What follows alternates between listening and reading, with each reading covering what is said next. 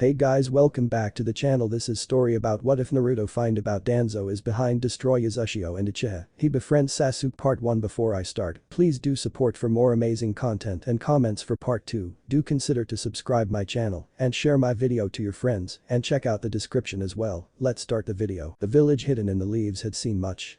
As the first organized shinobi village, they had survived the final days of the clan wars. They had fought in all 3 shinobi world wars, and although they had lost much, they had survived, thanks in no small part to their exceptional Kage. Ashirama Senju, the Shodaime Hokage Mokuton user, an ingenious medic, and the most powerful shinobi of his era. Aburama Senju, the Nidaime Hokage, with a mastery over water matched only by the 3-tailed turtle, and one of the world's few space-time ninjutsu users. Hiruzen Sarutobi, Sandaime Hokage, the professor, summoner of the 8th clan and known for his skill in politics and his incredibly powerful collaboration jutsu. And Minato Namikaze, the Yellow Flash and the Bane of Hidden Rock. The fastest man alive. The world's foremost sealing master, greater than even his teacher, Jiraiya of the Sannin. No matter his actions, his skills were revered and feared throughout the elemental, even for incredible Yondaime Hokage, sealing a tailed beast was not an easy task. This was not helped by the fact that he was dying. Alongside his wife Kushina Uzumaki. Princess of Whirlpool Country before its fall, grandniece of the Shodaime Hokage's wife Mito Uzumaki, the Hidden Leaf's greatest Kenjutsu master, and most relevantly the second Jinchuriki of the 9-tailed very same tailed beast that was currently sticking a gigantic claw through her and her husband. The same claw aimed at their newborn son, Naruto. Even faced with the full might of the strongest Buu, the whiskered infant was silent, his bright blue eyes fixed on his parents' faces, confused as to why the 2 people in front of him had such odd expressions on their faces. And what the large, angry orange furry thing behind them was. He reached out towards them, gurgling at seeing his parents, but stopped, frowning at the anguish that appeared on their faces. Being born of a Jinchuriki, he had the same empathic abilities of his mother. And even though he was barely half a day old, he could sense that something wasn't right. And more worryingly, that the 2 people in front of him were fading fast. Minato and Kushina looked down at their son on the sealing altar. If the decision to seal Kyuubi into him had broken their hearts, seeing his round, whiskered face looking at them in confusion had blasted the pieces into oblivion. Given Minato's earlier battle, this wasn't such an exaggeration. Flashback. After settling his son in a cradle, Minato instantly returned to the chamber in which Kushina had given birth. Looking around for her and any sign of the masked man, he spotted the Anbu that had been guarding them, crumpled to the floor with their throats slit. His breath hitched when he saw the fallen form of Bawako Sarutobi, the Sandaime Hokage's wife. Rushing to her, he checked her vital signs, but there was no saving her. The kunai in her back was a very clear indication of that. Suddenly, he felt a massive burst of chakra that only kept increasing in magnitude. He paled at this. It could only be the 9 tails. Somehow, the masked man must have found a way to free it. Running from the cave, he knew he had to reach Kushina before the extraction was complete. Before he lost his wife forever and before Naruto lost his mother. Outside, Minato watched in horror as the colossal fox tore its way towards the village.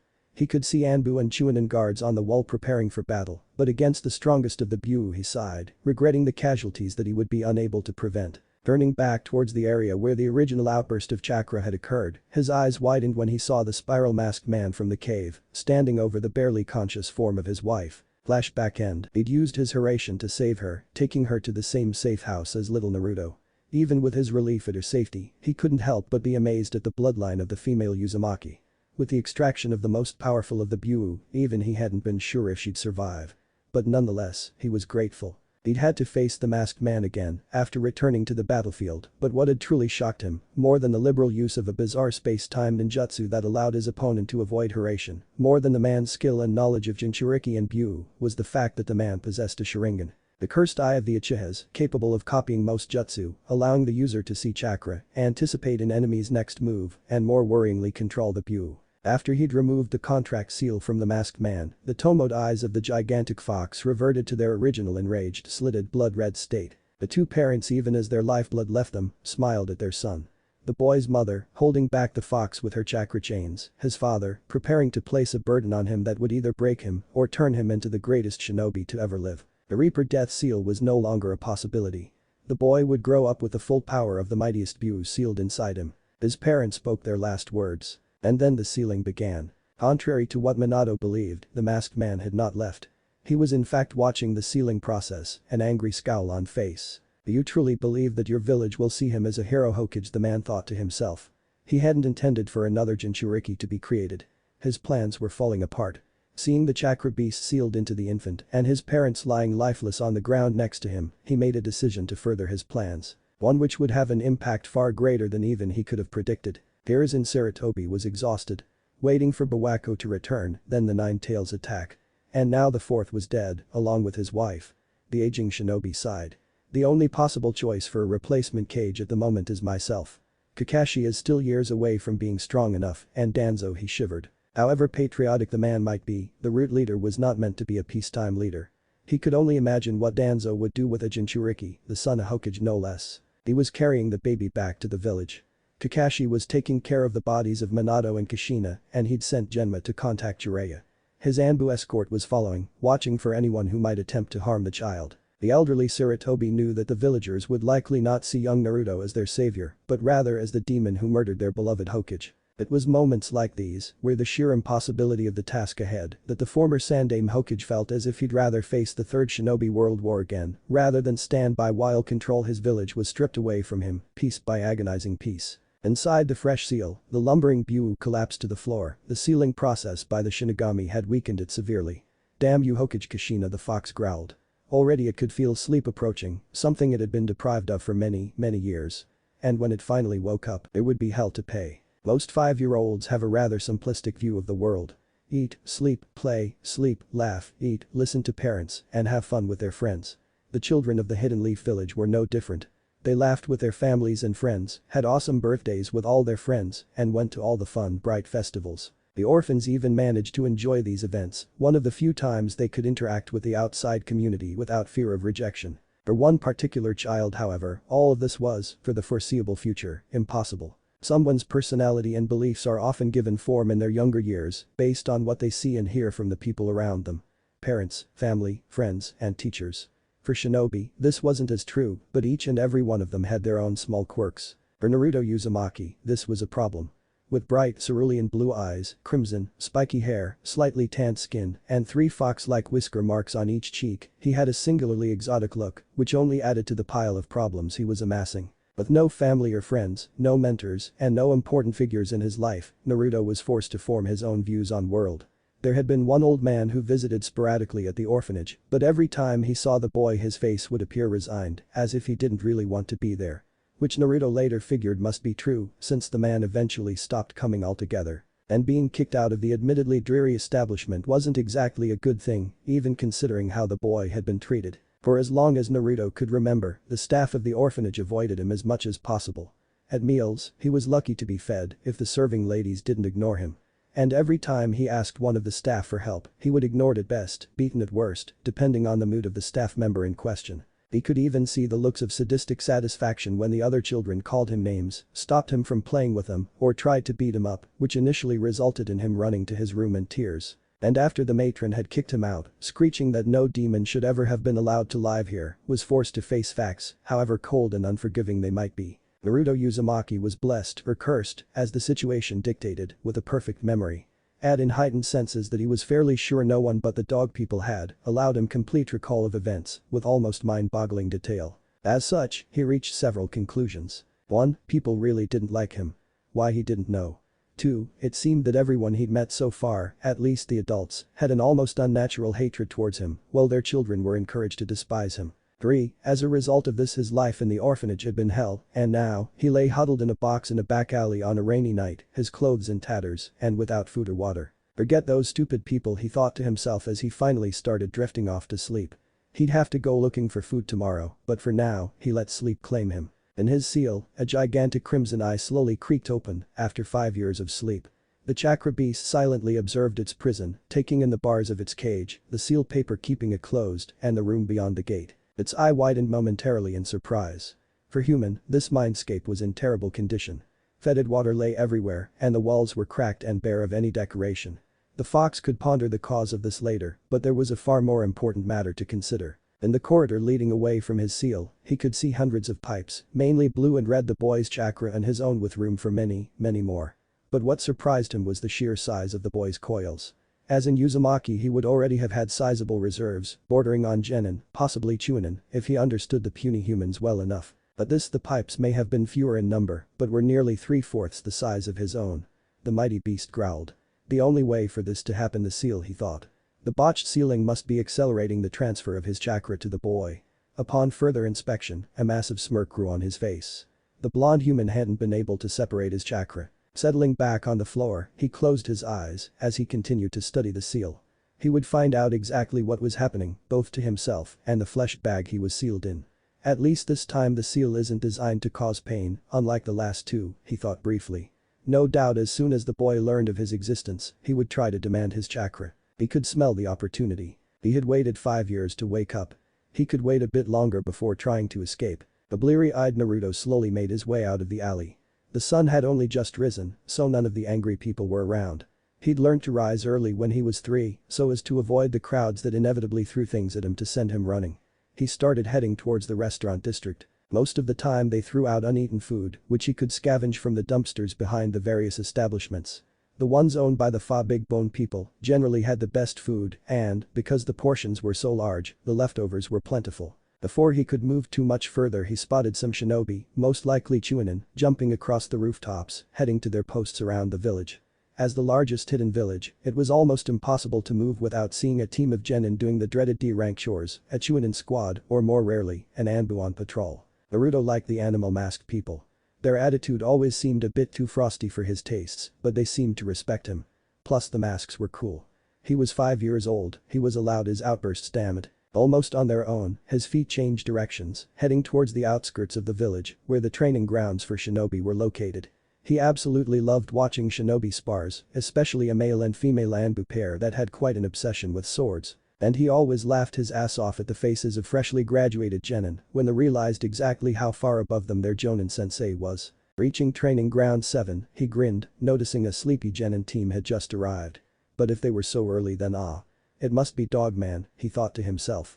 The spiky silver-haired dog-masked Anbu, who was probably the most civil person to him in the whole village, was also the only person to be so late to everything. 3 hours at least if it wasn't that important. Apparently not that important included genin tests. True to form, the man arrived some 2.5 hours later, much to the ire of the hungry, sleep-deprived, naive genin hopefuls. The man made one of his usual excuses, but Naruto, after following the man several times, knew why he was always so late.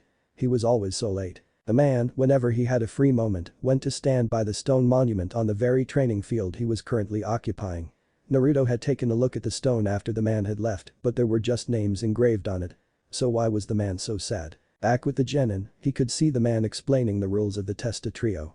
Having seen all this before, he knew that whether or not the genin passed depended not on the two bells they were staring at, but on their ability to work together successfully to relieve the jonin of them. But looking at them, the shared dislike of each other, he knew they wouldn't pass. Teamwork like anyone would ever want to work with me, Naruto thought. Given how cool he thought shinobi were, it was no surprise that he wanted to become one. As he was about to leave, he saw the jonin perform a set of hand signs before vanishing in a swirl of leaves. He looked at the space the jonin had previously occupied with wide eyes. That was so cool. Suddenly he felt the hairs on the back of his neck stand up. He could practically feel the killing intent in the air, but it vanished almost as soon as it arrived. Jumping around, he saw the jonin leaning against the tree trunk, gazing impassively at him. "Sorry dog-san," he said sheepishly, rubbing the back of head. The man's only visible eye widened briefly before he turned it into one of those physically impossible eye smiles of his. Most of the man's face was covered by a mask, and his left eye was covered by his ninja headband. Naruto thought he looked awesome, but at the same time wondered how the man lost his eye. Well, while I'm waiting for those three to find me, I thought I'd find out what you were doing here, seeing as this isn't your test," the man spoke, but without the usual harshness someone would receive for intervening in shinobi affairs. Naruto chuckled nervously. The man wasn't angry at him, but he knew he'd have explained himself or be forced to leave. "Well, I was walking past this morning when I saw them," he indicated the genin waiting, "so I figured I'd stay and watch you thrash them," he finished with a childish smirk. "Then I saw you use the swirly leaf thingy, which just looked so cool," he stated passionately, trying to perform the hand signs for himself. The masked man watched, impressed. For only having seen the hand signs once, the boy was managing to replicate fairly accurately, even if they were a bit shaky. If he'd had his chakra unlocked he may have actually succeeded. Crashed into the floor or a tree, but succeeded. Maybe not, that would silly. But I suppose it couldn't hurt to unlock his chakra before he joins the academy, the man thought to himself. "Naruto," he said, interrupting the boy, making him slip a hand sign. "Yes dog-san?" he asked. "Call me Kakashi," the now identified jonin said. Naruto's eyes widened, but before he could interrupt again, Kakashi launched into his proposal. "Naruto, would you like me to unlock your chakra?" Naruto looked at him before asking the one question Kakashi should have known was coming but was unprepared for. "What's chakra?" Kakashi face-palmed. Of course he didn't know. Preparing his words, he attempted to explain to the oddly attentive 5-year-old what the thing that made most shinobi abilities possible was. Chakra is what shinobi and kunoichi use to do all their cool abilities. Like that swirly leaf thing you saw, plus other cool things, Kakashi stated, almost gagging on the childish words. Naruto frowned, appearing deep in thought. Never was more a ridiculous face found on a child. At first Kakashi thought he would refuse, but then he looked directly at the mysterious masked man, smiled, and spoke a 2-syllable word that would affect the course of history for the elemental nations. "Okay." Kakashi I smiled again and stepped forward to put his hand on the boy's shoulder, the genin test all but forgotten. Besides, he thought, this is much more interesting. Putting on a serious face, he began channeling chakra through his hand into Naruto. "Now Naruto, you might not have the most chakra, so be careful how much you use, or..." He was promptly cut off when a visible wave of chakra exploded from the child, knocking him away. This was almost as much as he had. And the boy was 5 for Kami's sake. Lifting his headband to reveal his implanted Sharingan, he was forced to pull it back down almost immediately, for fear of being blinded. If a Hyuga ever tried to find the boy, he was shaken out of his funk by Naruto calling his name. "Sorry Naruto, what was that?" he said, trying to hide his shock. Naruto frowned for a moment. He could tell the man was surprised, but he couldn't sense any malevolence, so he dismissed it. "So how much chakra do I have, Kakashi-san?" he asked politely. He watched as the masked man HMM''D and stroked his chin, more for show than anything else. "Well Naruto," he said. It amused him to no end how the boy was literally hanging off his words. "You have almost as much chakra as me," he stated proudly, I smiling proudly at the boy. He nearly laughed out loud at the bug-eyed face the boy was making. "However, this also means that your control will be terrible, but you can always work on that," he stated in a very matter-of-fact tone. Kakashi was pleasantly surprised when, instead of a massive outburst from the boy demanding that he tell him how to improve, he asked, rather politely too. "Kakashi-san, could you please tell me how to do that?" he asked, not breaking eye contact while making the request. Kakashi was impressed yet again by the boy. Naruto seemed to possess a drive to improve that would make even Guy green with envy. Well, greener, anyway. He smirked to himself. "Well, looks like another team will fail this year." "Oh well," he thought dismissively. He didn't consider himself teacher material. "Alright Naruto. Now, the first exercise is called leaf balancing." 1 month later, Naruto cracked open his eyes, taking a look at his surroundings. He appeared to be in a clearing, most likely on the outskirts of Leaf, near one of the training grounds. He groaned as he sat up, clutching his chest. He was bruised and battered, but already he could feel his injuries fading. Rising to his feet, he clutched at his head, recalling the events that led him to forest. Flashback, he was looking once again for a place to sleep. "I still don't understand why the matron threw me out," he thought bitterly. He could feel himself slipping into depression once again. Reaching inwards, he felt his chakra pulsing, each throb of the massive energy bringing warmth back to him. He smiled. After Kakashi-san had unlocked his chakra for him, he'd done this at least once, every night before he went to sleep. It helped to stave off the worst of his ill feelings towards the villagers, and knowing that he had something that no one could take from him was reassuring. Suddenly he hit the ground. Tasting blood on his lip, he scrambled to his tiny feet looking around for his assailant. He paled. 1, 2, 3, 6 men. And from what he could smell, drunk out of their minds. One of them staggered forwards, before mumbling out sound that could barely be called words. "Yaush demon bravat kami ir lech tisem lesson buish." Naruto's eyes widened.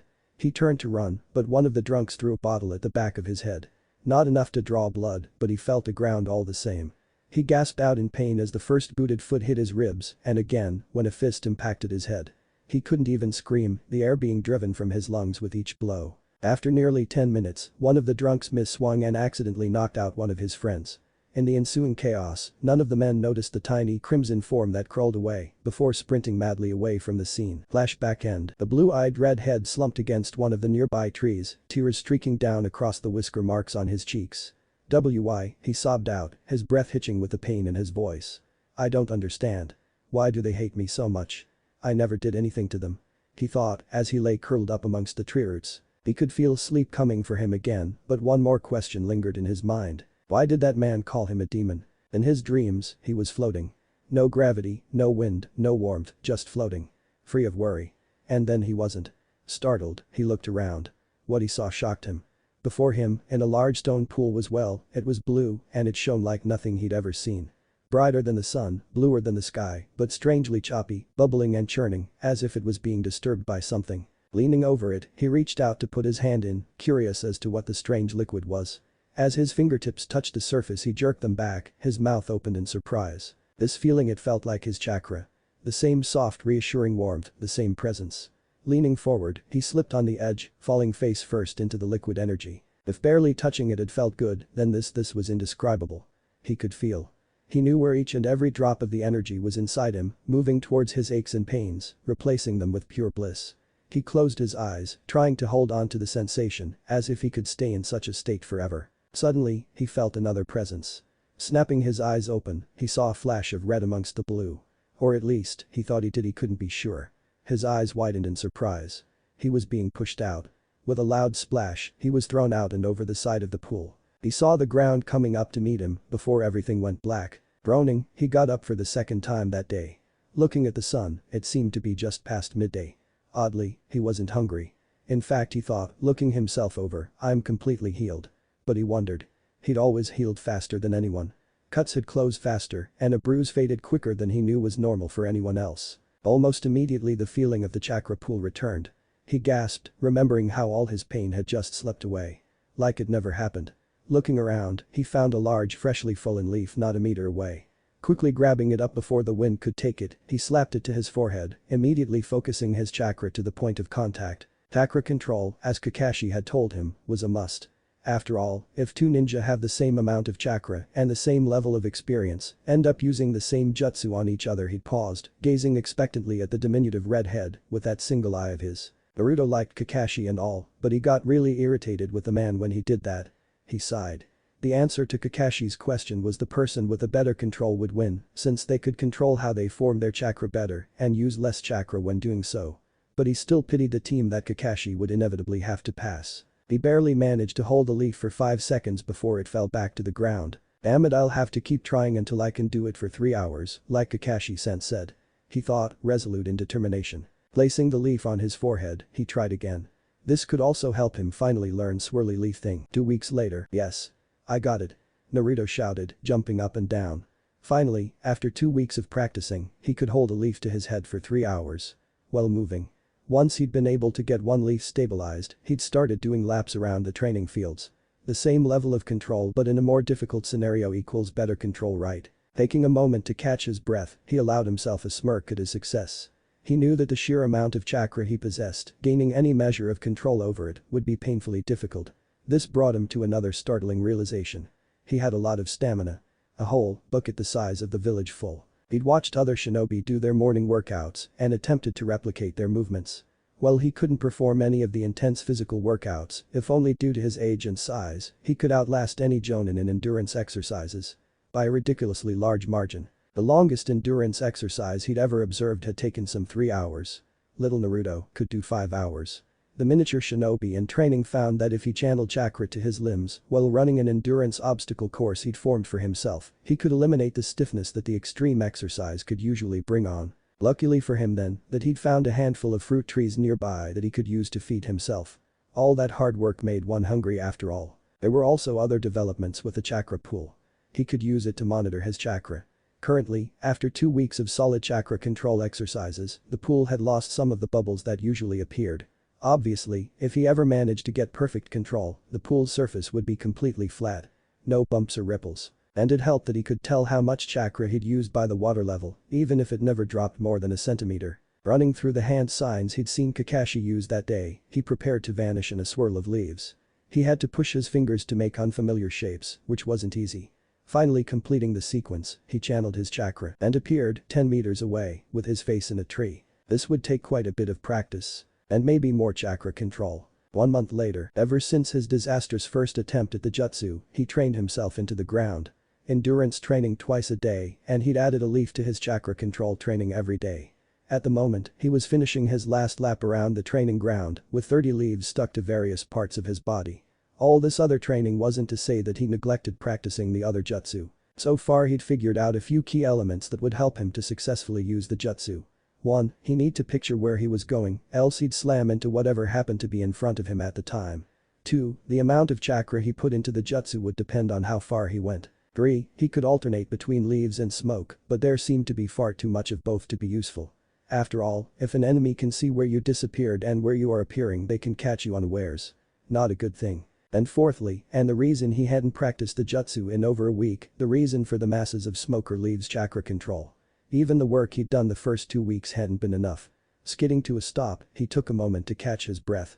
As proud as he was at himself, doing so much exercise was exhausting. He went through the hand signs for the jutsu once more, far more fluidly than his first 2 attempts. Whenever he took a break, he practiced, improving in both speed and dexterity.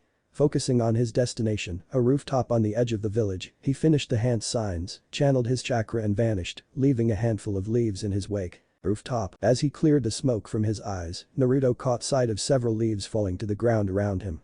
Even the smoke was dispersing faster.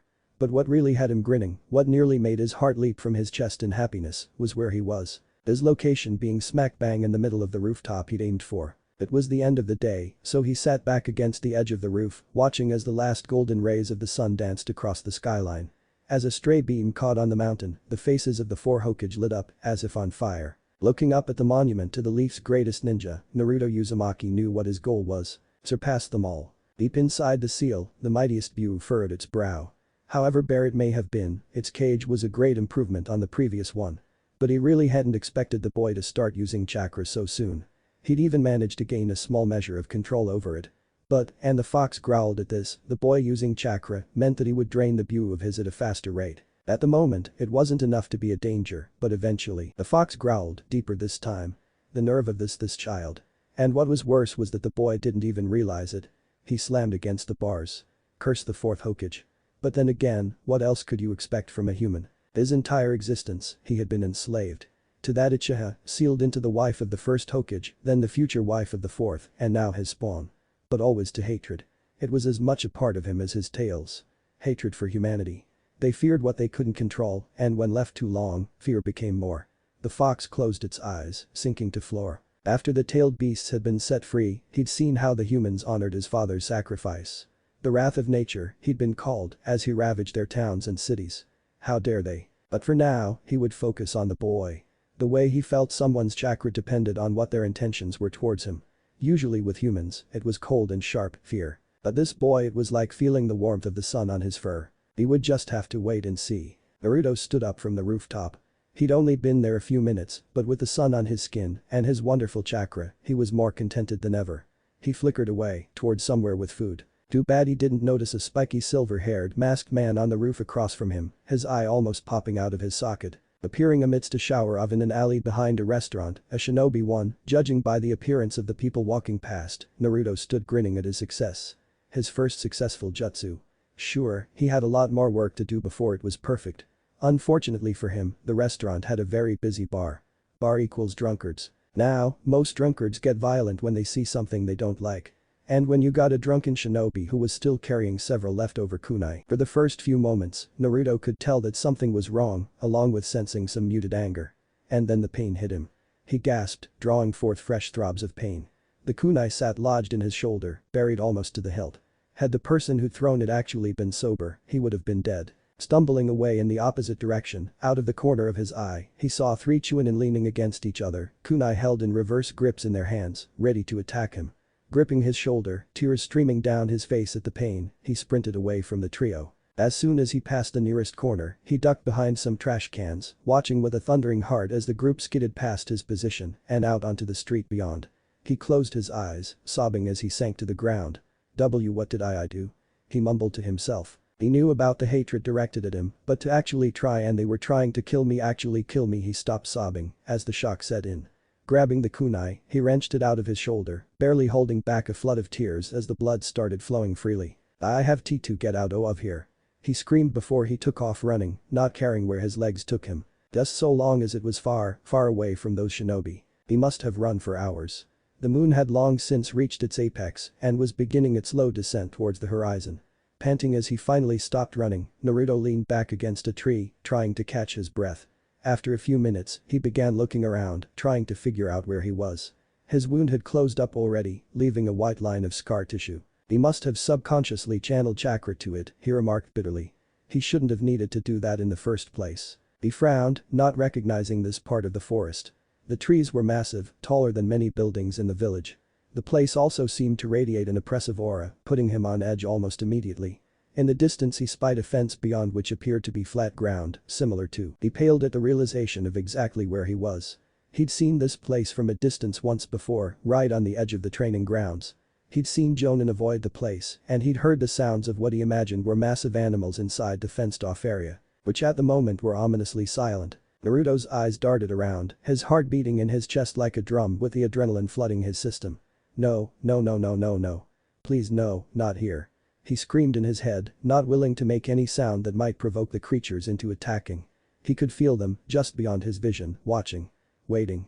There was no anger, just an insatiable hunger. Tightening his grip on the kunai in his hand, which he still hadn't let go of, he came to a strange, terrifying realization. He was food. They didn't hate him. He was just fair game. And he had to get out. Jumping towards the fence, he started sprinting towards freedom. He barely managed to get 5 meters when he on his back, the breath shaken from his lungs, and his eyes nearly knocked out of head. Blinking to clear his vision, he almost wished he hadn't. Because doing so brought him face to face with the thing that had knocked him down. Standing nearly 2 meters off the ground, with most of its long, scaly, muscled body coiled beneath it, was the largest, meanest, angriest snake Naruto had seen in his entire life. Its ivory fangs, the length of kitchen knives, were dripping with a sizzling poison. Its eyes were an angry purple, matching its scaly hide, and gleamed with a cold intelligence and cunning that only a reptile could possess. Naruto stared back into its eyes. The standoff lasted barely a moment before the snake realized that it had a potential meal sitting right in front of it. And it lunged. It was only reflex that saved the crimson-haired boy. The arm with the kunai came up just as the snake reached him. And then it slammed into him harder than anything he'd ever felt. He could feel that his ribs were at the very least cracked and one of the beast's fangs had pierced through his side, injecting some of its debilitating poison. It was a minute later that Naruto realized that the creature wasn't moving. Looking down, he forced down the bile in his throat. His hand had driven the kunai deep into the roof of the snake's mouth, while its strike had raked a fang up his hip before sinking deep into his side. Panicking, he ripped out the kunai, blood splashing across his face. He hacked away at the snake, trying to cut the fang off so that he could free himself. Even as he wriggled out from under the snake, his mind was registering the pain the poison was causing. Scrambling over the fence, he felt revulsion at what he'd. The sticky coppery scent of the blood was everywhere. Losing himself in shock, he ran for the second time that night. It was only as the sun rose that he finally collapsed to the ground, too drained to even cry himself to sleep. Kakashi was feeling unusually pensive as he walked to the memorial stone. When he'd told Naruto about the leaf exercise and unlocked his chakra for him, he hadn't expected much. Maybe the boy would practice a bit, but never in his wildest dreams had he imagined the boy would improve his control so much that he could successfully perform the body flicker technique. And on top of that, the boy only knew the hand signs, he hadn't explained any of the theory behind it to him. No wonder then he was rendered speechless when he saw the boy disappear in a cloud of leaves. Apparently his control wasn't that good if he left such a large signature behind. He sighed to himself. He must be one of the few people in the village who knew who Naruto really was, his heritage. The boy should be a hero, the only thing between the village and the most destructive force in the elemental nations. Instead, he was perceived as that very force, the thing that had cost hundreds their lives 5 years ago. The civilians hated him. Apparently not even the Sandame's explanation of the ceiling convinced them that the demon had not been reborn as a child. Most of the senior ninja respected him for his burden. After all, the boy was the reason that more people hadn't died.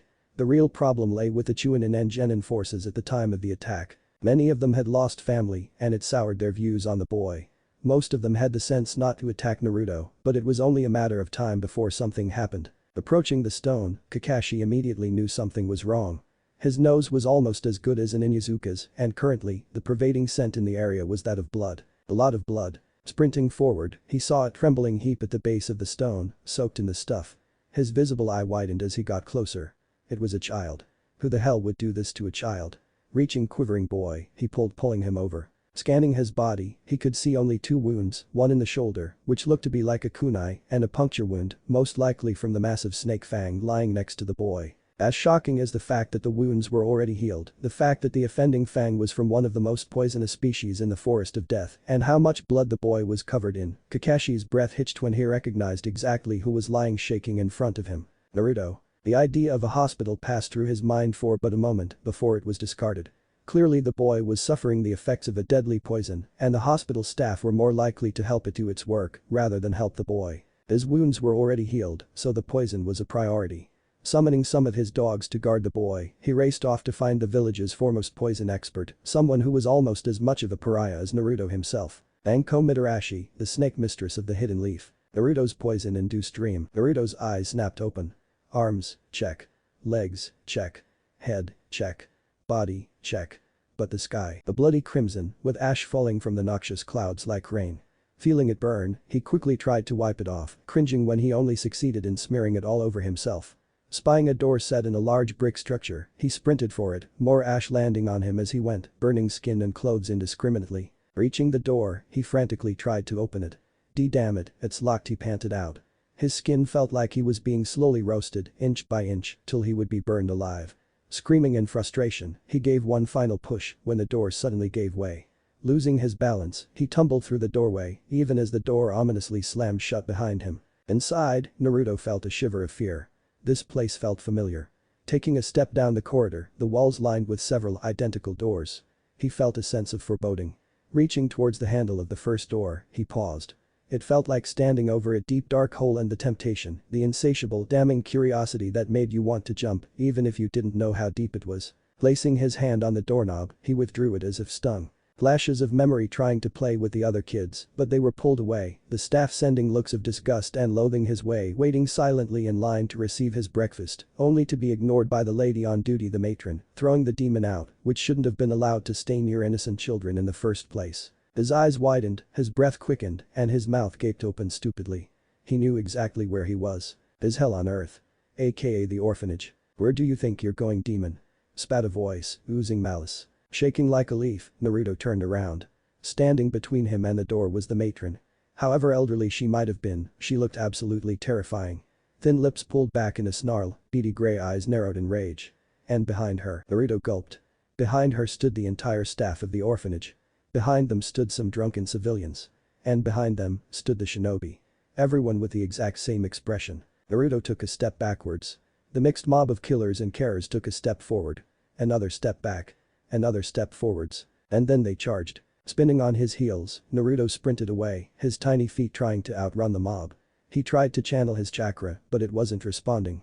Passing by a door, he saw the old man who used to visit him, standing just inside.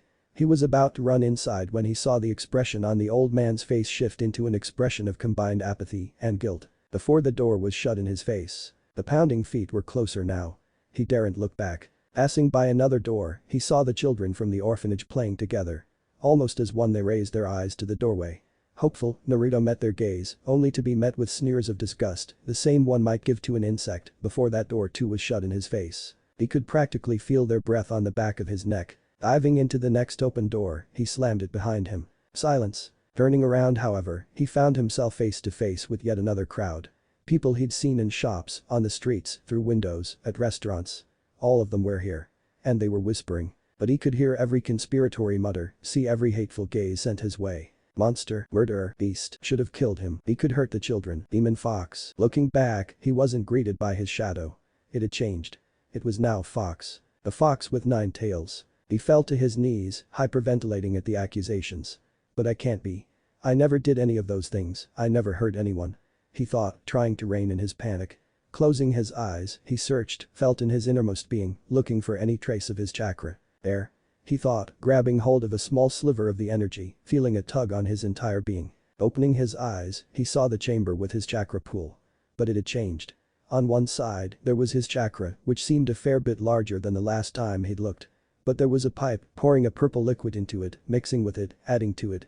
It was little more than you would get from a slightly open tap, but where was it coming from? He tentatively followed the pipe, the ash, mob, and crowd still fresh in his mind.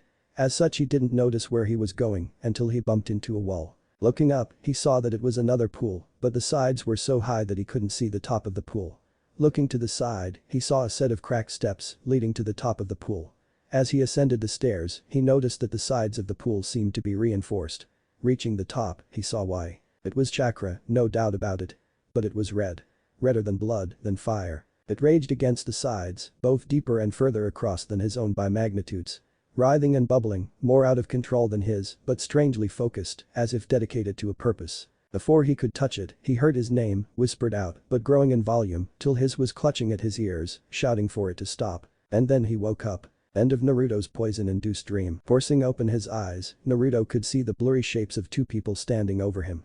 He nearly panicked when he saw the unfamiliar woman, but calmed down when he saw the spiky silver hair that could only belong to one person in the entire village. "Hey Kakashi-san," he managed to croak out before curling up into a ball, crying his eyes out. The nine-tailed fox was both angry and confused, which for it was highly unusual. It had been alerted when it felt the pull on its chakra, consistent with an injury of some sort that had been present in both its previous host and now its current one. It was a relatively minor wound, as well as some annoying poison, but it was barely enough to be a bother. The boy's Uzumaki chakra must be extremely strong, he mused. It was still infuriating that he could draw on it like this. But through the chakra linking them, binding them, he felt something he had never experienced before. Fear. Pure, unadulterated terror. He was the nine-tailed fox, the mightiest Buu, a force of nature itself. He had no reason to fear anything. The seals of his previous hosts had been so tight that they had prevented him from sensing anything. But even as filtered as it was by the seal, it was still there. Fear of humans. That was what had the fox confused. Why would his jailer, the only thing standing between him and the rest of the overgrown apes, fear his own kind? Not fear of rejection, not fear of death, fear of the pain that they hated him, without knowing why. Suddenly, the fear was partially overtaken by curiosity. The boy was dangerously close to coming in contact with his chakra. The beast growled. The boy surely knew of his prisoner, and he still dared to approach him. But there was a lack of greed, the lust for power that he automatically assumed would be there. And then the boy vanished, returned to the waking world. He laid his head on his paws. It wasn't enough to merely guess at what was happening, what had already happened. He needed to know. For the first time in centuries, millennia even, he had to know more. He needed to speak with his host. All Naruto could feel was that he was resting against something hard. His body was aching, his mind sluggish. Please let that have been a dream, he begged. He didn't want to wake up and find that the mob, the people's harsh voices, had all been real. He cringed when he realized two people speaking near him, but relaxed when he recognized Kakashi's voice. He didn't know who the second one belonged to, but suspected that it might be the woman he'd seen if she'd stuck around. Keeping his eyes tightly shut, he pretended to be asleep, straining his ears to hear their words. "Okay Kakashi, now that I've helped the brat, what in the name of Kami happened to him? I'd know that Fang anywhere and he shouldn't have been anywhere near that place." "I don't know, Anko." Now Naruto at least had a name to go with the face. "I was walking to the stone when I found him lying there, covered in blood, that Fang lying next to him. Can you imagine what they'd do to him at the hospital? You're the only person in the village who's so knowledgeable with poisons, especially snake-based ones." Suddenly they went quiet before Naruto felt a hand on his shoulder. Cracking a single eye open, he saw Kakashi crouch down in front of him. "Hey, Naruto," the Cyclops said. "You're finally awake. What happened? You look terrible," the man asked quietly, with one of his impossible eye smiles. The memories of the previous night came flooding back. Naruto barely stifled a sob, but the comforting hand on his shoulder allowed him to maintain some composure. Hey Kakashi-san. Well." Kakashi sat down in front of the quivering child. Naruto could see the woman, Anko, standing in the background, trying not to look interested. "Naruto, this is Anko Mitarashi, she helped with the poison in your system," the masked man stated, waving a hand to introduce the woman. She just gave a gruff nod in his direction. Pleasure to meet you, Anko-san. "And thank you for helping me," Naruto whispered, his head bowed. She may have helped him, but if his dream had shown him anything, that didn't necessarily mean that she didn't hate him. "Yeah, sure thing, brat." Naruto's eyes shot up. Now that he got a proper look at her, he could see that she was dressed in not very much. A mesh shirt, a short orange skirt and beige trench coat made her outfit. And her headband, of course. Her purple hair was done up in a high, spiky ponytail, two short bangs on either side of her face. She was frowning, but Naruto couldn't sense any ill will from her. Just curiosity, and was that just a tiny bit of concern? Feeling Kakashi's hand press gently on his shoulder, he focused back on his face. The man did seem genuinely concerned and even slightly guilty. "Naruto, what happened to you?" he asked, a little more firmly, but lacking any harshness. Naruto bowed his head and began his story. The successful body flicker attempt, the restaurant, the Chunin trio, the kunai in his shoulder, the running. And then the forest. His terror at being surrounded by animals that could almost certainly tear him to pieces, the overshadowing form of the massive serpent. And his first kill, even if it was an animal, a predator, trying its very best to turn him into a meal. The pain of the fang in his side, getting worse and worse, until he finally stopped running. Only to fall into a completely different nightmare. He was sniffing at this point on the brink of tears. Kakashi may have looked calm, but inside he was furious. How could the Hokage, the orphanage, have allowed something like this to happen? To a child. And not to mention the damage the poison may have done to his psyche if Naruto's nightmare was anything to go by. Looking at Anko, he could see she was barely restraining herself. She wanted to go to this boy's supposed caretakers and show them why she was called the Snake Mistress. She could accept them rejecting her, she'd gotten used to it over the years, but this. Naruto, let's get you back to the orphanage, you need to rest, Kakashi said. This way, he could have a word with the matron about Naruto. But both adults became suspicious when Naruto stiffened at the mention of the place. Kakashi-san, please, I can't go back there, besides I don't stay there anymore, Naruto said, bowing his head in shame. He couldn't stand it, having to explain what happened and still not knowing why. Kakashi glanced at Anko, sharing a look with her that conveyed his dread. If not at the orphanage, then where? Kami, please don't tell me. Naruto, have you been living on the streets? He asked, hoping beyond all reason that the answer would be no. His knuckles tightened when Naruto, head still bowed, nodded the affirmative. He had to talk to the Hokage about this. Naruto was walking meekly behind Anko. Kakashi had spoken with her briefly before leaving, something she'd looked none too happy about. Currently, they were walking through one of the poorer areas of the village. Everywhere Naruto looked, the buildings were in various states of disrepair and there were many questionable people standing around on the sides of the street. Suddenly, Anko turned to him, stopping right outside a small bar. Wait here a second, she stated, frowning down at him for a moment before disappearing inside the bar. Shuffling his feet nervously, he looked around. Most of the people were ignoring him, but the rest were watching him carefully, as if sizing him up. Uncomfortably reminded of the creatures in the forest where the snake had attacked him, he met their gaze, trying to project at least some confidence. If he didn't appear helpless, maybe they wouldn't go for him, right? Before he could check their reactions, he was distracted by a sweet smell, like that of candy or cake. He was greeted with the sight of Anko plucking some sort of colored dumpling off a skewer, chewing lightly. If the satisfied expression on her face was anything to go by, it was good.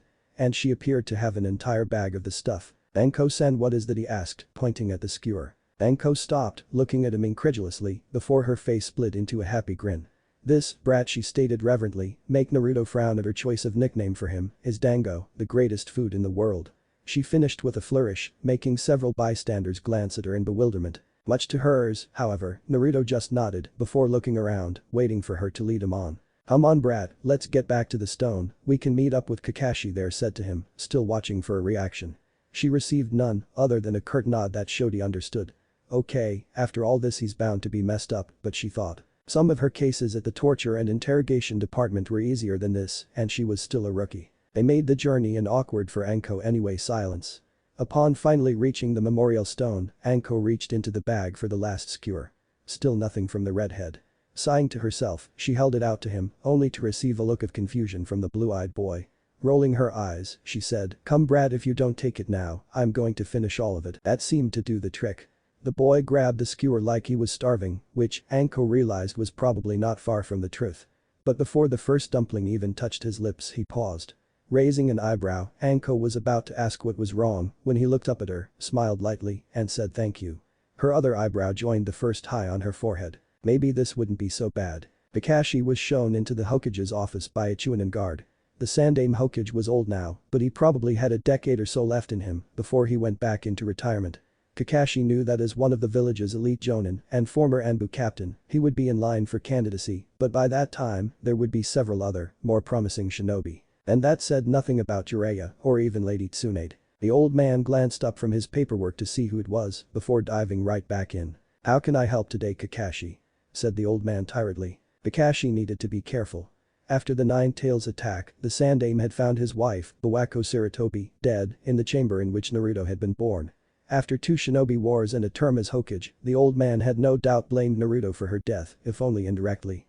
Someone who should have been the grandson to the old man was pushed aside, ignored in favor of grief. It concerns Naruto, Hokage-sama, Kakashi said tentatively. The old man sighed and put down his pen, folding his hands in an indication that Kakashi should continue.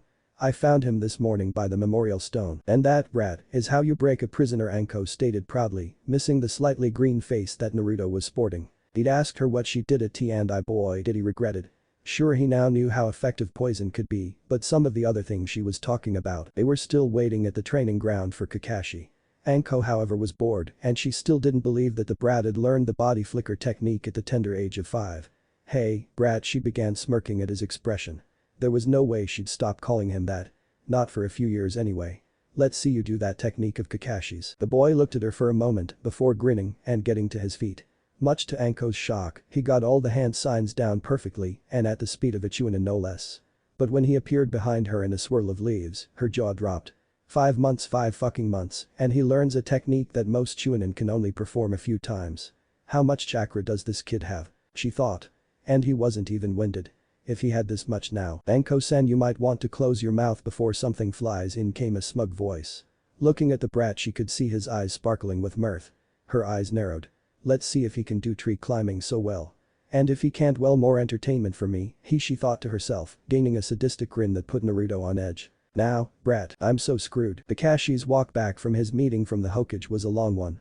Even his precious orange book, which he read almost everywhere, was absent from his hand. The entire journey he was trying to figure out what to tell Naruto. As he approached the training ground, he was distracted from his thoughts by Anko's rather loud grumbling. Something about impossible brats and such. Although to be fair, when he saw what was going on, he wasn't much better. Naruto was standing on the underside of a tree branch, grinning like a lunatic. After the novelty of the situation wore off, Naruto jumped down to stand next to Anko. He frowned when he sensed sadness coming from Kakashi and apprehension from Anko. Looking up at the elite Jonin's single eye, he asked Kakashi-san, "What's wrong?" The Jonin dropped his gaze to the ground. He saw Anko put her hand on the boy's shoulder in a somewhat comforting manner. Both of them seemed to sense that what he was about to say would be nothing good. Naruto, the Hokage, says that since the orphanage has not indicated that any child has left and that since no one has come forward about last night, that there is nothing he can do, Kakashi stated bluntly.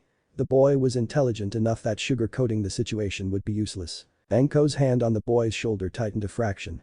How could the Hokage do this to child? The next time I see that old bastard, she thought, but before she could continue that train of thought, she was stopped by a small hand tugging on the sleeve of her trench coat. Looking down, she saw the little red head looking up at her, shaking his head. He was trying to put on a brave face, but anyone could see how badly this was affecting him. Kakashi's guilt was compounded by the fact that, as a critical part of Anbu, especially so soon after the Nine Tails attack, he couldn't take care of the boy. His last mission alone had lasted 5 months, how was he supposed to leave a kid behind? Not that he could adopt him anyway, there was a law against that, passed by the council, that said no one would be allowed to, lest they use the boy and upset the balance of power in the village. Right. Anko's fury had abated somewhat, but she couldn't help but feel sorry for the boy. She was about to talk to him again when he started edging away. I have to go, I have to," he muttered, his eyes tearing up before he sprinted off. Anko was about to run after him when Kakashi held his arm in front of her. Almost snarling at the man, she turned to give him an earful, but the sorrowful look on his face stopped her. "Let him go, Anko, I'll have my summons follow him to make sure he stays out of trouble. Just let him be alone for a while." She looked back in the direction Naruto had run off. No one deserved this. Least of all a child. Least of all a child who shouldered one of the worst burdens in the world. Reaching his clearing of trees, Naruto sank to the ground and finally burst into tears. Why him? Why was it always him? He was confronted by a harsh truth. Kakashi and Anko, as much as they tried, seemed unable to help him, and he was pretty sure no one else was willing to. Therefore, he would have to help himself. Wiping away the last of his tears, his face set in a determined expression, he made a promise. He would train himself into the ground till he couldn't move, till he could defeat anyone who came after him. So that he wouldn't get hurt like that again. So that he wouldn't have to rely on the help of others. If he could control his chakra like Anko told him, with the surface walking, oh the possibilities. Inside the seal, the fox was yet again flummoxed by its host. Nervousness, followed by a rare serving of happiness, then by an overwhelming flood of despair. What in name of Kami caused the young flesh bag to feel that bad? But it was the nest feeling that made the fox just slightly impressed at the boy. Determination. Unyielding and insurmountable. Whatever the boy had decided to do, there would be no stopping him. This would be a very interesting human to watch. Even if the fox hated him, he might just have given the boy a smidgen of respect. "Thanks, Akin. Let Anko know, would you?" he said to the nin dog. So Naruto was training. Not too much of a surprise. But according to the small dog, the kid's determination was almost frightening. Maybe I should introduce him to seals. Even if I can't do much else, I can start him out in that. And since he's in Uzumaki, he suspected it would be a similar situation as the body flicker technique. If only Kakashi knew what he just caused. Anko stared at the spot Kakashi's nin dog had disappeared.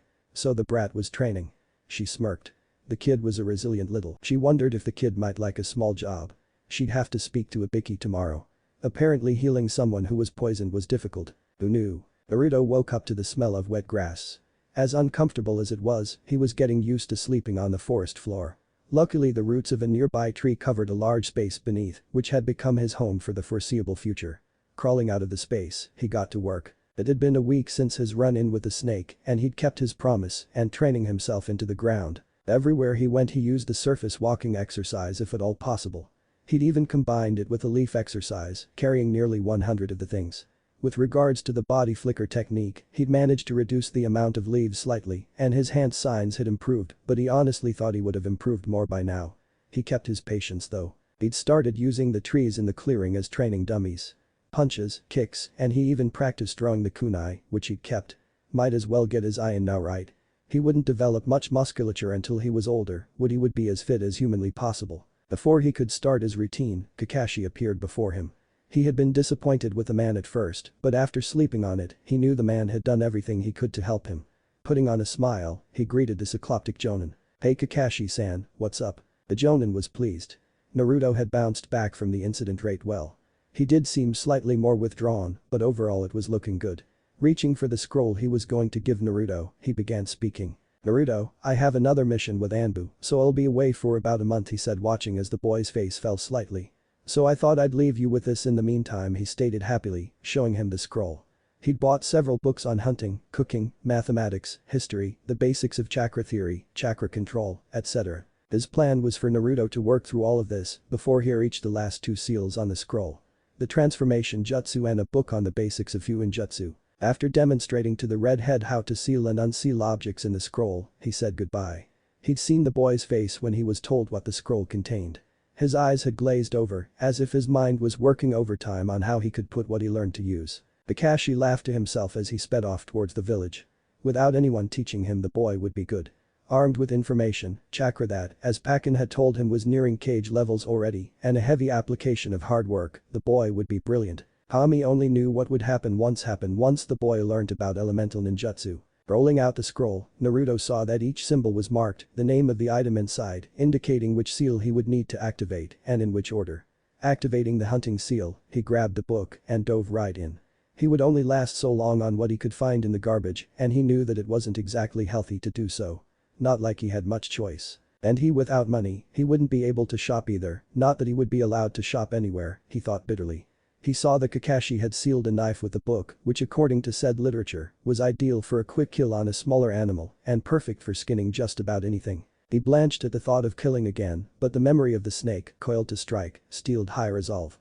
If he wanted to survive out here, he would need to hunt.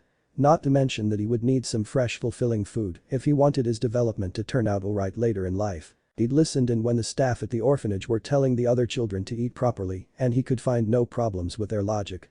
Not that they ever helped him. Turning a page, he read how the book would also detail what plants were safe to eat and which were poisonous. He'd hid outside the classroom window in the orphanage when the other kids were taught how to read and write. And when he needed to practice, he'd taken materials from the classroom at night when everyone had gone to sleep. He'd actually gotten pretty good at both before he'd been kicked out, to the level of someone almost 3 times his own age. He'd woken up at dawn. Looking around, he was surprised to find that it was already midday. I know that I was really into the book, but damn. I'll have to pay more attention next time, he thought, sealing the knife and book back into the scroll. He'd read about a quarter of the way through the book, which left him with an average knowledge of most edible plants and some basic traps. He'd particularly enjoyed that bit. Just looking around the clearing he was in, he could already see how the book had helped. He still had a way to go before he knew what everything around him was, but it was a start. Grabbing some fruit from a nearby tree, he sat down to eat, already revising his schedule. If he dedicated morning to reading, afternoons to endurance and chakra control training, and evenings to practicing what he learned from the books, then he should be able to work through all the books in at least a month, 2 at most. But at some point, he would need to earn some money. It was highly unlikely that anyone would give him any, and he was too young for civilian work and too inexperienced for shinobi work. Maybe I should speak to Anko, she might have a few ideas, he mused. But until he saw her again, he would work through the books from cover to cover and get his chakra control as perfect as possible. I wonder if surface walking applies to water, he thought out loud. 1.5 months later, it had taken longer than expected to work through the books. Although, much to Naruto's pride, he only had the 2 books on chakra, the transformation and Fuinjutsu sections left. His body flicker technique was almost perfect, but the chakra pouring into his own seemed to be interfering with his control somewhat. His throwing skills were decent at the moment, but he suspected he could do better if he had a kunai that hadn't been overused as much as his was. And more of them for that matter. At the moment, he was stalking a large rabbit, which he hoped would soon be dinner. Months of eating half-rotten cold leftovers and fruit from the surrounding trees had finally gotten old. He needed some meat. He'd finished the hunting book first, and the rabbit was even now walking into his ambush. And should that fail, a lethal trap. He tracked several animals, but this was the only one without a so-called pack. He hadn't had the heart to take them from this world. The thought of what he was about to do to the creature quickly brought up the guilt from his previous encounter with an animal, but those feelings were quickly squashed by hunger and cold logic. If he hadn't killed that snake. Looking at his soon-to-be dinner, he darted out of the shadows. He'd started using chakra to reinforce his limbs to great effect, massively increasing his speed. He grabbed the rabbit before sliding the kunai between its ribs. It slumped lifelessly to the ground, a quick clean kill. Trying to ignore the tiny body he was carrying, Naruto trudged back to his clearing and began preparing a fire. He knew what was coming next, was dreading what came next. Despite what he'd been through, he was still somewhat wary of cutting up his prey. The boy had nearly thrown up when he first glimpsed the rather graphic descriptions in the book on how to skin and carve up an animal, as well as which bits to dispose of, but still. Laying the rabbit on a flat piece of wood he'd salvaged, he held his kunai, palms sweating, before cutting swiftly, clinically down the center of the abdomen. A spray of blood hit him, not dissimilar to that of the snake. His hand shaking slightly, he continued, focused on his task. If he could just finish this, get past this. Finally he was done. He buried the remains, sealed the skin into his scroll, and set the meat on the fire to cook. Only then did he collapse. It was easier to deal with than before. And given his situation he would most likely have to do this again. He breathed deeply, calming himself. This was necessary. This was nothing compared to what he would have to face as a shinobi. Now he could eat, without having to rely on others for sustenance. His next step to gaining control over his life. Kakashi watched the boy from a tree some distance away, Sharingan active. He couldn't have been more proud of his student. The only person he'd ever successfully trained, even if all he'd done was give him information. He frowned to himself for a moment. Perhaps that was why all his other teams failed. He expected them to be like the Yondaime, or even himself. To grasp any concept instantly and to always perform at their best. But Naruto isn't like that, he thought to himself. The kid's work ethic was enough that guy would be highly impressed. And even at such a young age, he was largely self-sufficient. Sure, his clothes could do with a little work, but given that they were the only ones the boy had, it wasn't too bad. Observing the boy's chakra, he could see that it was nearing cage level capacity and would probably surpass that in a few months. And more astonishingly, he had Chunin level control. How many chakra control exercises was this kid doing? He knew from Pakken which books Naruto had read so far, and while he was anxious to see what the young Uzumaki would do with seals and the transformation technique, he was surprised that Naruto had raised his control to such a level. Leaping away towards his apartment, Kakashi of the Sharingan made a mental note to contact Anko again soon. Once the boy finished all his books, they may need to give more training methods to keep him occupied. If only so that the brilliant mind of Naruto Uzumaki wasn't unleashed on the Leaf Village. If it ever was, Kami protect them. Because nothing else would be able to. It was now 5 months after the young Uzumaki had his chakra unlocked by Kakashi. Standing at just under a meter in height, eyes as blue as the sky on a sunny day, spiky hair as red as blood, reaching to the nape of his neck, his 6 whisker marks adorning his face, Naruto Uzumaki was feeling very proud. He'd finished all of Kakashi's books, and thanks to him, was able to improve more than he could have possibly imagined. But the book, he'd managed to apply the surface walking exercise to everything available. Trees, water, walls, anything that wasn't normally traversable. He hadn't quite worked out flying yet though. He'd upgraded from leaves to bark chips, and after falling off a tree a few times due to badly distributed concentration, he could now circulate chakra through any part of his body, strengthening and hardening it. His endurance had increased naturally, and he'd had greater success with hunting, going so far as to make more elaborate traps for larger prey. He'd even managed to make a small bag to store his things, mainly the scroll, kunai, and any other bits and pieces he found from the pelts of the animals he killed. He had to fish through several dumpsters before he found a needle and thread, and his pricked fingers were a testament to his failed efforts. He could now recognize the people who belonged to clans in the Hidden Leaf. Nara, Yamanaka, Akimichi, Inuzuka, Aburam, Kurama, Hyuga, and Uchiha. There were of course several other minor clans, but it was this last clan, the clan of the copy eye, that worried him specifically at this moment. Probably because one of them was standing right in front of him. Wearing an Anbu mask. Itachi Uchiha had heard through Kakashi Haddock that the Uzumaki child was training in chakra techniques. Itachi was one of the few Uchiha who didn't loathe the last Haddock for his stolen eye, and so as a fellow prodigy, they became friends of a sort. Itachi had been an Anbu captain by age 13, surpassing Kakashi.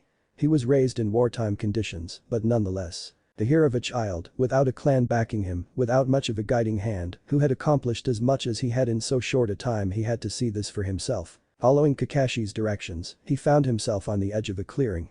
He could see the boy training furiously, the drive to improve that so many lacked. Itachi was one of the few Uchiha who didn't rely completely on his Sharingan and as such could appreciate what the boy was doing. According to Kakashi, he was already close to mastering the body flicker and he was just starting to work on the transformation and seals. Suddenly, the boy stopped, turning to look directly at Itachi's hiding spot. As an Anbu captain, Itachi was both impressed and annoyed that a kid could find him so easily. Flickering directly in front of the boy, he stood, waiting for the boy to blurt out his annoyance, to do anything a normal 5-year-old might do. Naruto just bowed slightly. "Hello Weasel-san," he greeted politely. Beneath his mask, Itachi's eyebrows rose slightly. He activated his Sharingan to observe the boy, just as his colleague had done many times before. He was stunned. The boy had near cage level reserves and Jonin level control. He might have better control than the boy, but his reserves paled in comparison. Naruto was getting wary. So far he couldn't sense any hostile intent from the Uchiha, but being studied like an exhibit wasn't helping. He was surprised then when the Anbu bowed slightly and greeted him in return. Confused as to why Anbu operatives seemed to be so interested in him, Naruto voiced his concerns. "Excuse me Weasel-san, but how can I help you? You have to be the second Anbu who has snuck up on me like this," he asked, stating the last part rather sheepishly. Itachi guessed that his colleague must have approached the boy in a similar manner. How childish. And predictable. Kakashi had always been the most childish of all the Anbu operatives, when not on missions that is. "A friend of mine, Kakashi-san," he stated, registering the boy's immediate uplift in mood, "said that you are training yourself to be a shinobi. He gave you a scroll on the transformation technique?" he questioned, seeing the boy nod eagerly, before he spoke. "That's right, but I haven't started on it yet. I was working through all the other books Kakashi-san gave me. Plus I also have to start learning seals," he stated proudly. Itachi nodded mutely. The boy was a sponge when it came to information. It was a pity that the boy wasn't allowed near the library. A good thing that the boy would soon be learning the transformation. "Naruto, once you learn the transformation, show it to Kakashi to make sure it's perfect. Then you can sneak into the library. I'm sure you'd like to continue your studies in every area," he suggested, watching as the boy's face lit up in realization. With so much information at his disposal it was all he could do not to start drooling at the prospect. But then Naruto frowned. This guy doesn't hate me like the other Uchiha. But aside from curiosity, why is he helping me? The boy thought to himself. "Weasel-san, thank you for the advice, but of all the people you could help, why me?" he asked. Itachi, in the process of leaving, paused, looking at the boy out of the corner of his eye. No begging or pleading, just curiosity with a healthy dose of wariness. "Naruto, you are one of the few people who realize the value of working hard to gain strength. Most people just take the easiest straightest path to success.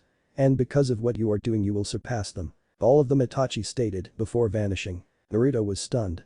He knew that if Kakashi was watching him, others would be aware of his progress as well, but to have someone believe in him like this, if he was indeed meant to surpass everyone, then he would aim his sights for the one he told him he would. The weasel-masked Uchiha. The third person in his life to actually give a damn. And he would start with the transformation jutsu. As Itachi sped away, he pondered his own words. Did he say them to encourage the boy, who at the age of 5 knew something most jonin would never realize? Yes. Did he believe them? Yes, he honestly did. A descendant of one of the greatest clans in history, and with a work ethic greater than the Hidden Leaf's entire genin force combined, he would change the world just by taking part in its cycle. Deep in the seal, the fox continued to examine the seal. If it had been forged by the human male that summoned the Shinigami, he might have had a better chance of escaping. As it was, the framework and basic commands were of human design, but the overall structure it was something the sage would have been hard-pressed to surpass. I'll have to rely on the human child to glimpse the outside, disgusting at thought, truly sickened at the thought of dealing with his most hated prey. He was still slightly impressed that the brat's resolve had lasted as long as it had, the will to carry on. Observing his chakra transfer to the child, he growled slightly. As the boy's reserves increased, so too did the rate at which his chakra was added to the humans. It was humiliating. He would be defeated, not by his brethren, not by a warrior, but by a boy who didn't even know what he was doing. It was time to speak to his jailer. Naruto was extremely frustrated. He'd been trying now for nearly a week and still he couldn't get the transformation jutsu. He was sure he had the hand signs down perfectly, channeling his chakra correctly, so what was he doing wrong? He frowned. His chakra had been acting rather sluggish lately. Something was interfering with his control, most likely that unknown second pool of crimson chakra. He didn't think it was affecting him that much. He sat down in his clearing to meditate in order to access his chakra pool. The books he'd read had hinted at this, but the fact that he was able to do it almost instinctively both worried and excited him. To see the energy that was the basis of the ninja civilization, it was an experience to be sure. He still stuck to his schedule, chakra control, physical training, weapons, as meager as his supply was, and new techniques. His body flicker was as good as it was ever going to be without more advanced chakra control exercises, but he really needed to speak to Kakashi about the hand signs and whether or not they were all entirely necessary. Although maybe Anko or Itachi could also help. Enough about that for now, just breathe and focus, he thought, clearing all other thoughts from his mind and focusing solely on channeling his chakra. Immediately the warm feeling that accompanied it washed over him, but there was something off. Like there was another presence hiding behind it. Full of rage. Hatred. He shivered at the feeling. The emotions that were carried over from whatever it was were scary enough, but what really frightened him was that he had absolutely no idea where they were coming from. Inside him, yes, but what about him was so angry? Maybe that's why everyone hates me, the source of this hatred, he thought, as he slipped in his dream state. If only he knew how right he was. Kakashi had arrived back from yet another mission. Some minor noblemen had been causing problems for the Leaf, so his squad had been sent in to mop up. It was certainly easier than most Anbu missions. He'd already reported into headquarters to deliver his mission report, so now he was on his way home to enjoy some sleep and maybe another chapter of his precious book. Reaching his apartment, he was surprised to find the prodigy of the Uchiha clan, Itachi, waiting by his door. They had a cordial relationship, but they were hardly drinking buddies. I don't think he even drinks at all, Kakashi thought. Even he had eventually found a few people to socialize with outside Anbu. Itachi, how can I help you? Kakashi asked. He already knew the answer though. Itachi kept his gaze on the older captain. He'd suspected Kakashi had told him about the Uzumaki boy in order to get his opinion. He sighed. Kakashi. I talked to the boy now, that got more of a reaction. By the look on Kakashi's face, all he'd expected Itachi to do was observe. The Uchiha almost allowed himself a smirk. Almost. He had a reputation to uphold after all. Kakashi's sole visible eyebrow rose momentarily before it turned into one of his infamous eye smiles. Impressive, isn't he stated. There was no need to question that. The boy was almost 6 and already he had learnt a technique without much instruction. Itachi nodded. Indeed. If only my clansmen worked as hard as he did. I can already see my father beginning to sway Sasuke towards the standard Uchiha teachings, he said, with no small amount of distaste. Kakashi sighed knowingly. The Uchiha clan, the sole exceptions being Itachi, Shisui, Mikoto, and maybe a handful of others, relied almost completely on their Sharingan. Apparently they'd misinterpreted Madara's strength as stemming from his eyes. While the clan may have cast out the second candidate for Shodaime Hokage, they had revered the man for his strength. Kakashi knew how Itachi wanted his 3-year-old brother to grow up without this reliance, but with his Anbu duties, he wasn't at home enough to have a lasting effect on the boy. Inviting Itachi into his apartment, Kakashi set down his equipment.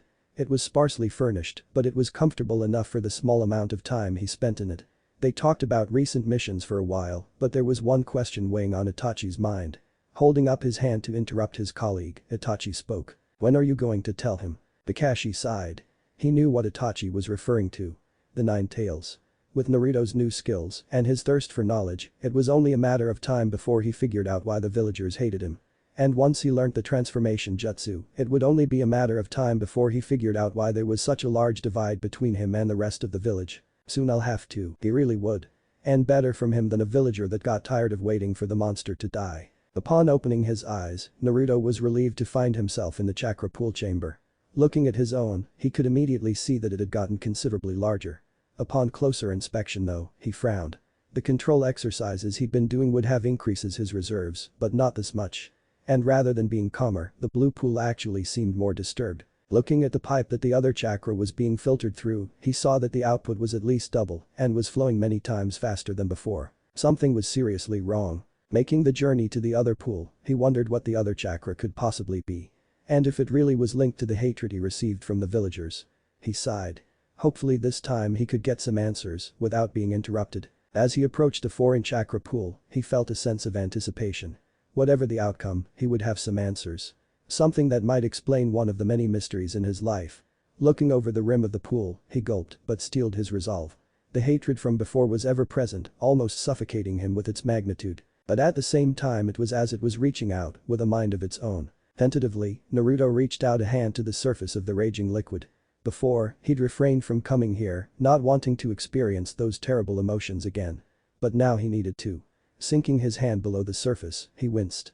The rage, the bloodlust, it was indescribable. Like being caught up in a tsunami, just riding the flow. And yet, he sensed, if he was fully submerged in the chakra, he shuddered. It would be as if he was the tsunami. An unstoppable force. Shaking himself, he tore himself away from the raw power of the chakra.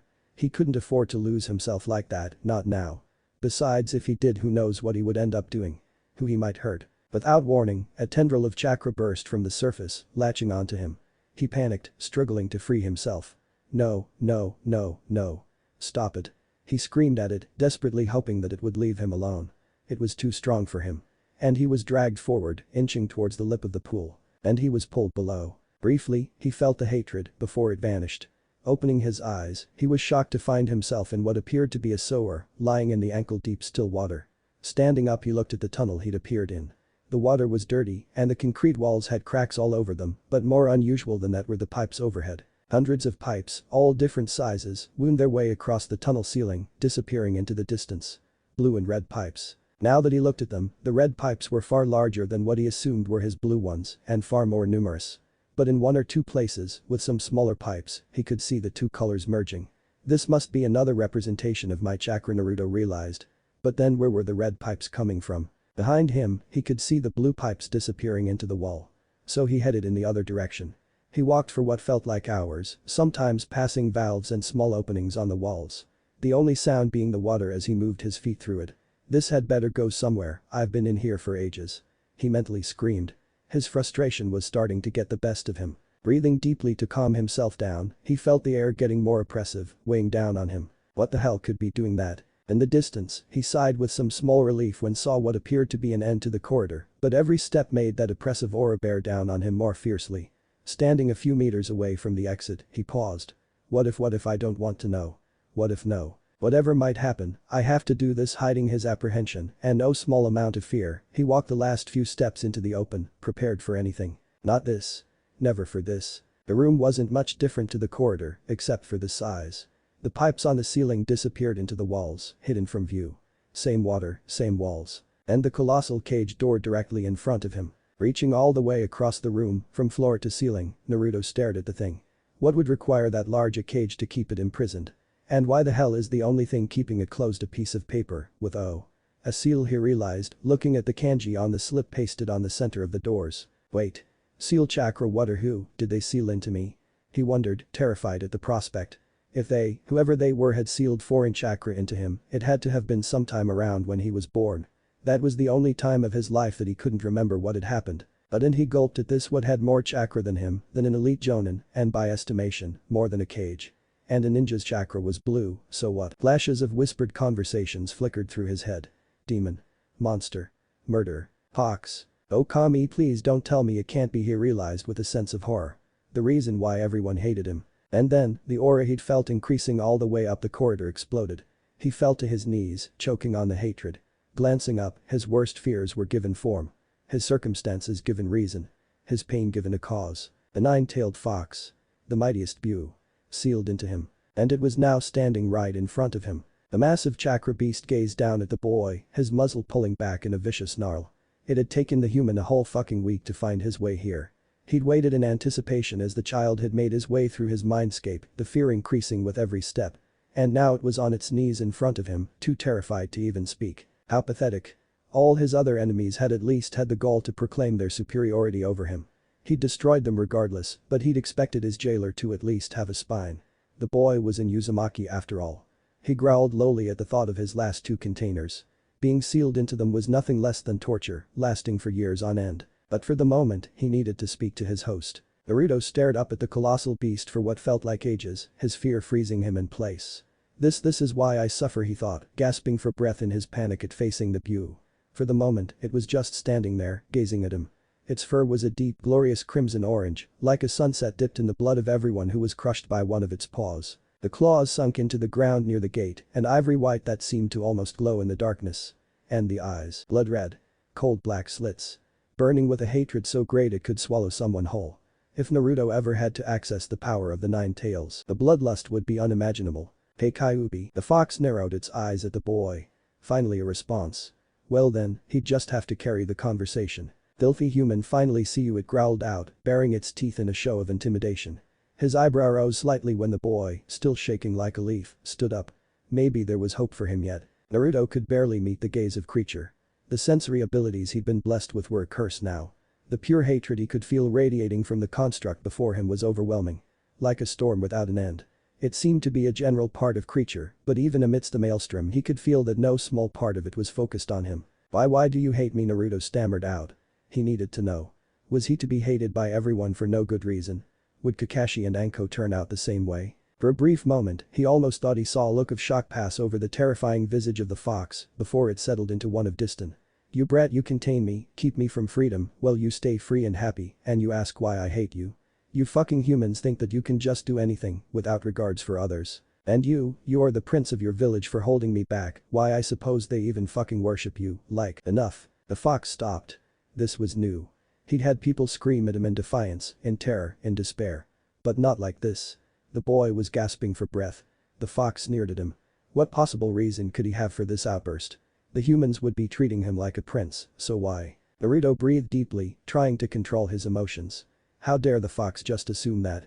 After his treatment. You are the reason I have to sleep under a tree every night, why I had to eat out of the garbage, why I nearly died when two ninja tried to attack me, when the villagers tried to beat me, why I don't have parents, Naruto said, growing both sadder and incredibly angry with every word. You, he said, looking up at the fox, rage and hatred now appearing in his eyes.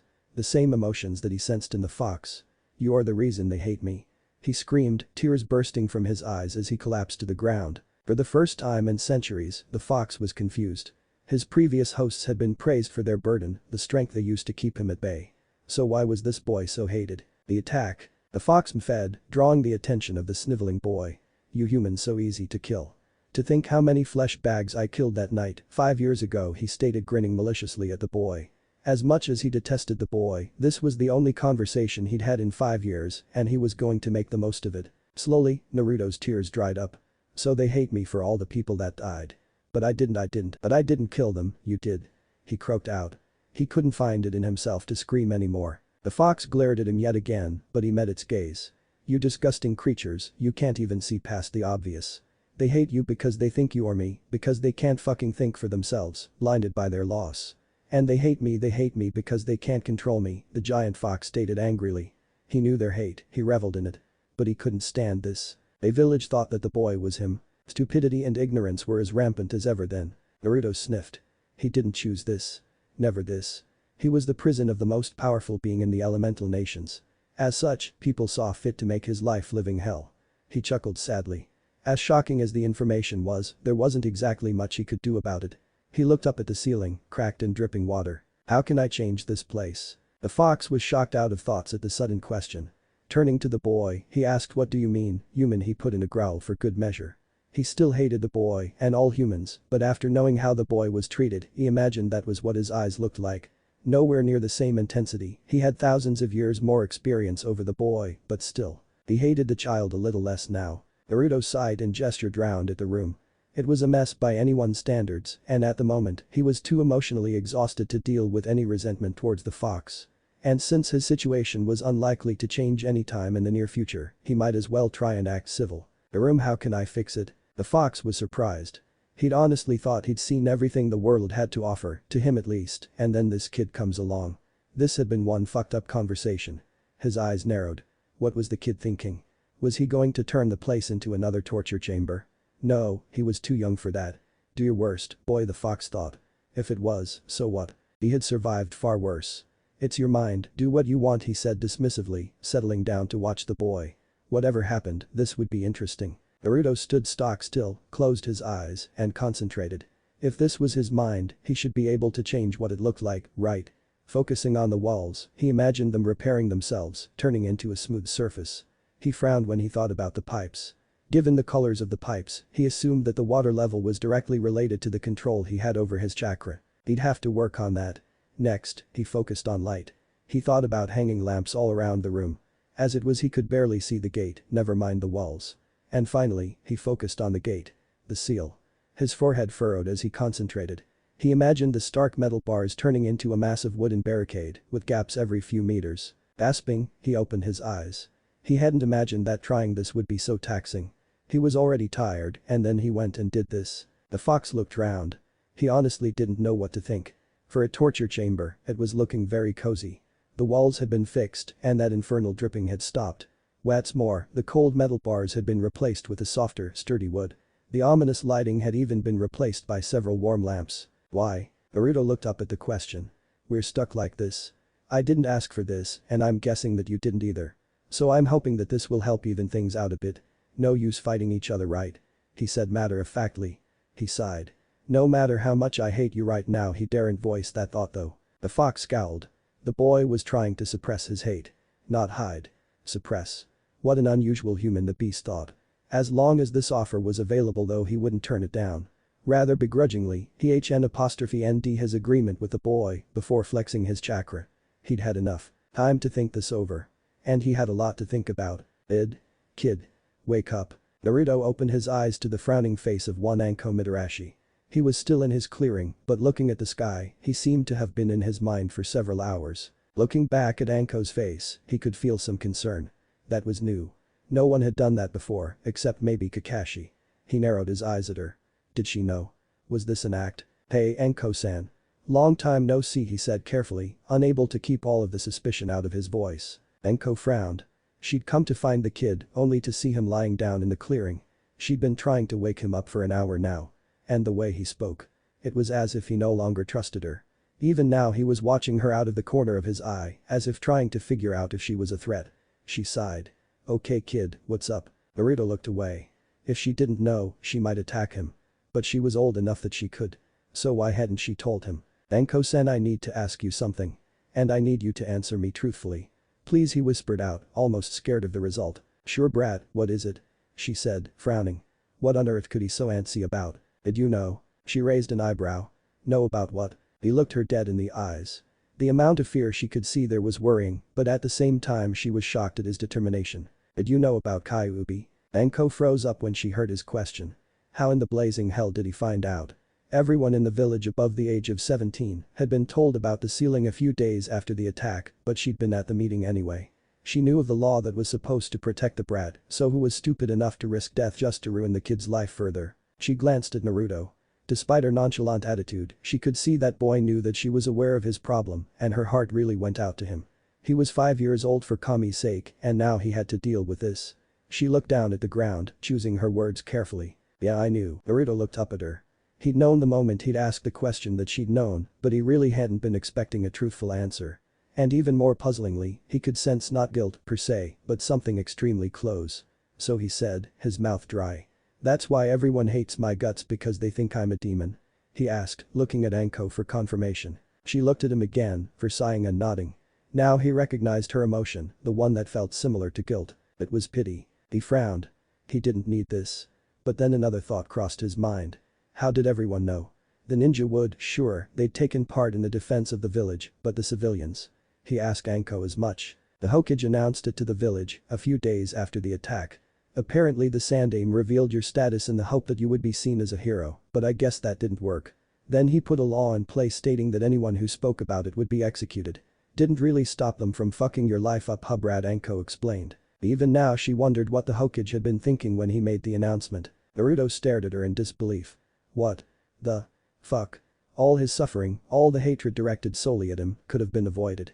And because of one old man he gritted his teeth, tears threatening to spill from his eyes. How could he? How could the professor, who according to his books was one of the wisest leaders in the Leaf Village, be so stupid? Of all the people in the village, he should know best what people did to things they hated, and more to the point, that people who were grieving were not thinking straight. He was broken from his depression by a hand on his shoulder. Looking up, he saw Anko looking closely at him, concern visible in her chocolate eyes. He sniffed back his remaining tears. Why are you still here? Why don't you hate me?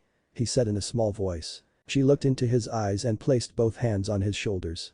Because, Naruto, she said, seeing his face lift up to look at hers when she spoke. You aren't a demon, you are just a kid whose life got fucked over. Just like me, she said, a wry smile plastered over her face. She would be damned if she was going to too sappy. She knew she wasn't well liked in the village, but she could at least relate to the kid. Naruto couldn't believe it. Someone similar to him. But how? Why? He asked, desperate to know why. I'll tell you someday, she said, smirking. It was worth it just to shake the brat out of his funk for a while. He was still going to take a while to get over this, but hey, she'd done it. Why shouldn't he be able to? Kakashi was walking through the streets, reading his usual novel. His mind, however, was following a completely different path. Itachi had a point about how Naruto should be told sooner rather than later, but still it wasn't something you could just blurt out. Hey Naruto, guess what? You're the container of the beast that attacked the Hidden Leaf 5 years ago. Right. Like that would go down well, Kakashi thought to himself. He frowned as he thought about the Sandaime. For the life of him, he couldn't understand what was going on. The professor was barely doing his job, and when it came to Naruto, it was as if he found it easier to turn a blind eye than actually help the kid. Even if he didn't care for the boy, he was a Jinchuriki, a weapon, whether he wanted to be or not. How was he supposed to defend himself now or in the future if he didn't have help? Not to mention what his situation was doing to his loyalty to the village. And of course, Kakashi had a far more personal reason to care. No one other than the Hokage, a select few Anbu, the council elders, and himself knew about Naruto's heritage, and if it weren't for Kakashi's position in Anbu, he would be helping Naruto every day. But after the attack, the village was weak. The loss of any significant portion of their ninja forces could result in less business, or at worst, war. And as much as he wanted to be there for the little Uzumaki, he couldn't let that happen. Looking up from his book for a moment, he saw a very unusual sight. Anko Mitarashi, looking worried, striding straight for him. Closing his book, he frowned. Despite the treatment she received, Anko generally kept her emotions in check, so what could possibly worry her enough that she was outwardly showing it? Probably wasn't Naruto. Nah, it definitely wasn't Naruto. The afternoon found the redhead sitting under one of the trees in his clearing, reading a book. Or at least, attempting to. Naruto sighed as he put down the few ninjutsu book Kakashi had given him. The whole concept fascinated him. Using specially crafted formulas to create different effects, explosions, barriers, and even store objects in pocket dimensions was something that would normally have had him foaming at the mouth in excitement, but he was still thinking about the fox. Anko had talked with him for a bit longer, making sure he was okay before leaving, but he couldn't get the conversation with the massive chakra beast out of his mind. That feeling of pure rage of hatred. It was almost impossible to describe. From his history book, he knew that the tailed beasts were feared, but he hadn't considered what effect it would have on the creatures themselves. And when he considered the fact that it was responsible for his situation, no, that wasn't quite right. He knew from Anko, and from other bits and pieces of information he'd heard, that it was the late 4th Hokage that had sealed the fox into him. The fox may be the root of the villagers' hatred, but it was the Yondaime that brought it down upon him, by making him a Jinchuriki. A human sacrifice. By taking away any chance of a normal life he would ever had and turning him into a container. A prison. In all honesty, he wanted to hate the Kyuubi. He wanted to lash out, to take revenge. But it wasn't the Kyuubi that screwed up his life or stabbed him with a kunai. People did that. And as much as he disliked it, he understood why. Grief. As an orphan, he could only imagine what having a family would feel like. And in the attack, so many people lost theirs.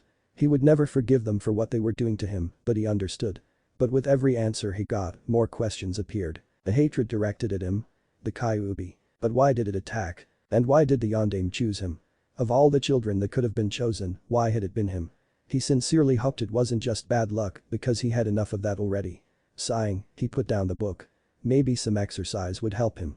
And he needed to increase his chakra control anyway. Sitting down on the edge of his chakra pool, legs dangling in the liquid energy, he thought about everything he'd learned so far, if only to distract himself from the presence of the fox. He was still sorting out how he felt, he couldn't exactly go and have another conversation just yet. With his ever-increasing chakra levels, control exercises were more important than ever. He'd even taken to sitting on the underside of tree branches when reading up on Fuinjutsu. He still had to try walking on water, but until then he ran up and down trees, with 100 or so leaves stuck to various spots on his body. Looking down at the pool, it was no longer bubbly. It swirled around, there was even a wave every once in a while. But it was the best his control had been since he'd started training. His kunai throwing wasn't too bad, he thought, but it would help if he had better equipment, and more of them. The blade was getting extremely dull. His body flicker only had a few leaves in it now, much to his delight, and no smoke. His hand sign speed wasn't too bad, but he still wondered if it was possible to use fewer or one-handed seals. Theoretically, if he could replicate the chakra flow that the hand signs molded by himself, he wouldn't have to use hand signs. His physical training was going well. He could run further, longer, and faster than anyone his age, and probably most genin. Maybe some chunin. He wasn't exactly about to test this. His skill at hunting was improving a lot as well. He'd learned quickly which animals would be easiest to hunt, but also which would provide the most use. As it was, he had a month's supply of meat sealed into his scroll, as well as several intact skins. One thing he had come across while running was the seal. It had been an especially hot day, and he'd taken his shirt off to train. He was especially proud that even at such a young age, he was already gaining some muscle definition.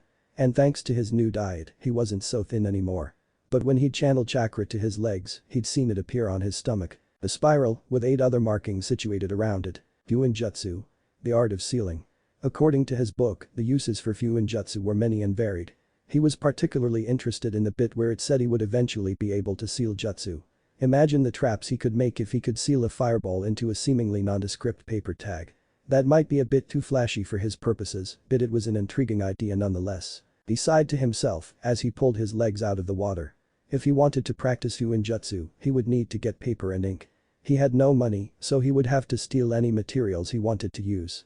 And he couldn't be seen, not as himself at least, so he had to learn the transformation technique. I wonder what other information the library has, he thought to himself, thinking about Itachi's advice. Information had allowed him to progress further than he ever would have before.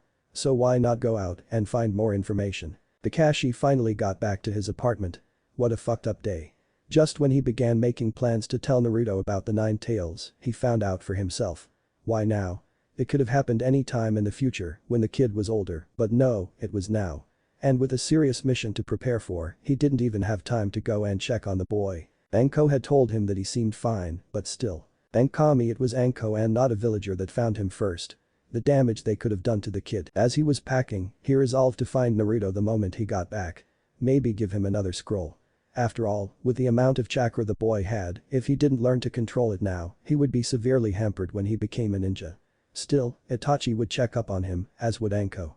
That would have to do for now. He chuckled when he thought of Itachi. His little brother Sasuke had been born 3 years ago, and now that he knew how to walk, he was already trying to follow the young Anbu captain anywhere. So long as that kid didn't fall to the usual Uchiha arrogance, he could become quite an exceptional ninja. But for now he had a mission. And the sooner he finished that, the sooner he could talk to Naruto. For what was possibly the first time in its long life since it was created, the 9-tailed fox was confused. After days of waiting, its host had finally found his way into the seal, only to blow up at him. He'd sensed fear and some hatred from the boy, but empathy? Even if it was only the 3rd time he'd been sealed, he certainly wasn't expecting that from a human, his host no less. He could see the logic behind the kid's decision though. He was stuck in here for the foreseeable future, so a bit of cooperation with someone who didn't seem to hate him that much was maybe not such a bad idea. He hadn't told the kid about the seal yet. Specifically how, if the boy died, or he was close to escaping, it would kill him by funneling his chakra through the seal filter and into the boy. He grinned at the thought. The pain it would cause the human would be delicious, even if it killed him. But for now, he would hold off antagonizing the child. The new cage was a vast improvement on the old one, even though few changes had been made. And he could always bargain for more. Who knew when the human might need his chakra? He settled down on his paws, grinning ominously, ivory teeth gleaming in the light of the cage. He could wait. This was becoming very interesting after all. A week later, Naruto sat on the roof of a building across from the library. He'd finally succeeded in performing the transformation and had managed to successfully copy several genin's appearances by sneaking onto various training grounds. Surprisingly, most genin only trained during their team sessions. How was that enough to make them stronger? Moving through the hand signs, he focused on the image of the person he was transforming into. He channeled chakra into the technique, far more than was required. When he'd first started out practicing the technique, he'd found a threshold of sorts. Pushing past it, his transformations would become solid and in any shape or size he chose. The normal transformation was restricted in these aspects, as anything not similar in size and shape would cause the technique to dispel if touched. Get stabbed by a kunai or any other sharp object and it would dispel anyway. In a small puff of smoke, he was done. In his place stood a nondescript dark-haired genin in sensible shinobi clothes, forehead protector strapped proudly to his head. And with his levels of control, the technique would last for several hours. He flickered down to the street. It was still early morning, so there were only a few people about. Walking forward, he frowned at the fact that the few people about were not treating him like a disease and like an actual human being. Not that they could see through the transformation. Walking through the door, he saw the lady on duty look up from the magazine she was reading, smile at him, before going right back to her literature. Apparently Shinobi had free access. That would be useful. Heading towards the history section, he thought about what he was looking for. More information on chakra and ninja technique certainly. If what he'd heard from the older kids at the orphanage was correct, then there were 3 techniques required to pass the ninja academy. It would definitely save him time if he could get them down now. Also, more advanced materials on Fuinjutsu, and most importantly, the tailed beasts. He still hadn't spoken to the fox again. He didn't know anyone who died, obviously, and after how he'd been treated, he was at least willing to give the fox a chance. That being said, the massive being was obviously extremely prideful. Giving the fox something in return for information was probably the only way they would get along in their situation. Grabbing some books off the shelf, he moved off to the next section of the library. There didn't seem to be any high-level techniques available, but he was very happy to see a full shelf on Fuinjutsu. Although judging by the layer of dust, it seemed no one had been near the texts in years. Well, if no one is going to use them, might as well free up some space, he thought to himself. He could use the books, and village wouldn't otherwise allow him to read them. Quickly sealing them into his scroll, which he'd had the foresight to bring with him, he carefully rearranged books from the shelves below to fill up the shelf. If anyone actually walked past the dusty corner of the library, they wouldn't be any the wiser to what he'd done. Finding a table near an emergency exit, just in case he needed to run away from an angry horde of bookworms, he started reading. He had books on the Hokages, to the other nations, to chakra theory, and several other subjects. Even a book on anatomy and medicine. That would help if he ever needed to heal himself. He quickly set to work. The more he knew, the better he could train. And possibly negotiate with his prisoner. A warden without a key. How absurd. For one of the few times in his life, Itachi Uchiha was surprised. He'd just watched a 5-year-old perform the body flicker and transformation techniques in quick succession, and who had proceeded to walk into the library like he owned it. Not even he had thought of this, but then again, he'd had access to his clan's archives. But how easily the boy gained access to the building, Itachi had to wonder if any other buildings were in danger of being infiltrated. Certainly not by any pre-genin, none of them had cage-level chakra reserves. But if any other important facilities were run similarly, then there was a serious loophole in Leaf security. Shaking his head, he leapt off, heading to Anbu headquarters. He still had work to do, but he would definitely look forward to seeing what the young Uzumaki would be capable of in the coming years. If he carried on training like this, he would be a Chunin in no time, and the rank of Jonin wouldn't be far behind. Show me Naruto, show me what you can do. A year passed, and the young redhead was now standing on a roof across from a store that had refused him entrance. To him, it felt like years since he'd first taken those books from the library. And he hadn't regretted it. He'd instantly fallen in love with the art. Granted, finding supplies was an annoyance he'd rather not have to deal with, but he made do. He'd blown up the first few storage seals he'd made, leaving him with less hair and more wisdom, but he learned from his mistakes. He'd even managed to make his own scroll, in which Kakashi's now resided. He'd used the same basic structure, just an extra matrix here, a few function generators there, and some variable switch lines to neaten things up. He was still improving on it, but he was proud nonetheless.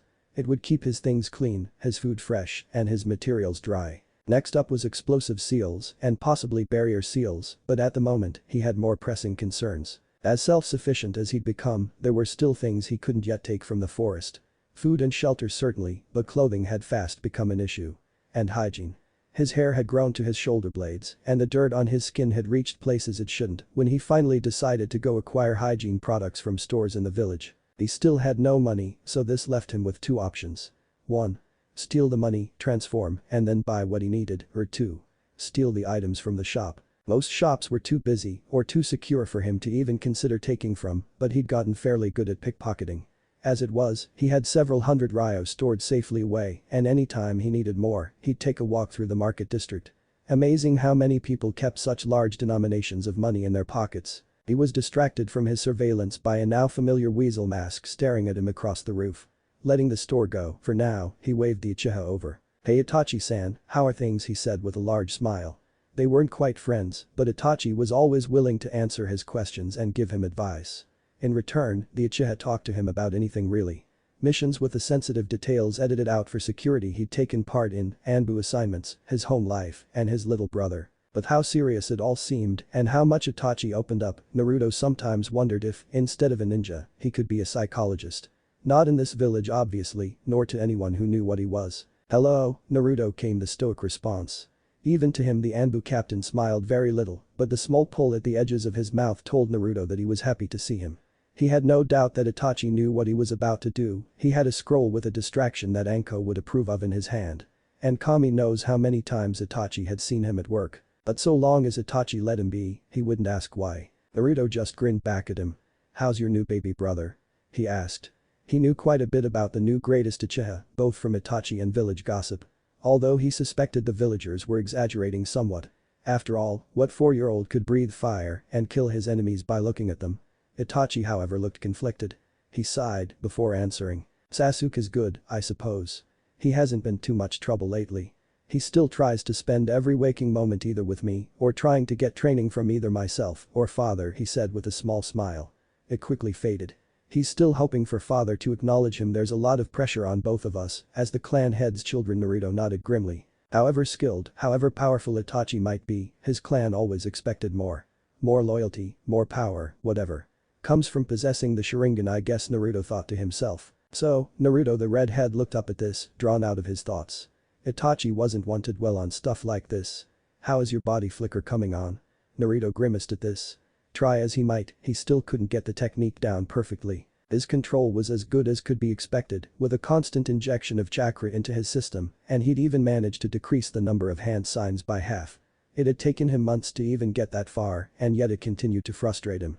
If only he could replicate the effects without any hand signs. No progress since last month. "I've done all the control exercises I know, even combined them, but it isn't helping," he told Itachi. The Anbu captain thought about this. Hand signs would take practice to eliminate, so the problem was control. Perhaps some of the Anbu exercises would benefit him. "Why don't you try kunai balancing and chakra threads, Naruto?" Naruto tilted his head at this. He imagined that the kunai balancing was similar to leaf balancing, with the added incentive of a sharp pointy object cutting you if you failed. The metal would definitely make things more challenging. But chakra strings. Seeing Naruto's curious expression, Itachi began to explain. Chakra strings are exactly that, focused condensed chakra that can be used to grab objects. It is mainly used by puppeteers in the hidden sand, but some Anbu use it as a control exercise, he stated matter-of-factly.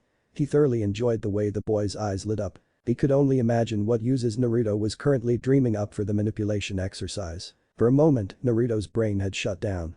Strings chakra move control. At this point it finally rebooted. If he could get this down, it would make everything so much easier. He could manipulate traps, possibly create seals by moving the brushes around, even pickpocket people from a distance. He had to focus to stop the goofy drooling grin on his face. This was awesome. "Thanks Itachi, I gotta go practice," he said happily, jumping away to the forests, the store forgotten. Itachi almost laughed. Almost. He had a reputation to uphold. Later that day, Naruto sat reading a book on the Hidden Sands actions during the Third Shinobi War. Their use of puppets was ingenious, not to mention the seals that must have gone into their construction. Where else would they store the thousands of poison senbon or kunai that tore through enemy ranks? Setting it down for the moment, he wondered about the chakra strings. He hadn't asked Itachi for an explanation, but as he saw it, it was merely forming the chakra outside his body, before shaping it in such a way that it would be both flexible and strong enough to move another object around. So far, he knew the transformation, body flicker, chakra control exercises of varying difficulties and combinations, and a small amount of Fuinjutsu. But about 6 months ago, he'd noticed an anomaly with his transformation technique. As things stood, the standard technique was meant to be more of a genjutsu, an illusion, capable only of changing one's appearance. Only, when he was stalking a deer in the forest, disguised as a rabbit, he'd been picked up by a hawk. It had taken him almost a minute to realize what was happening, between the dizziness and surprise.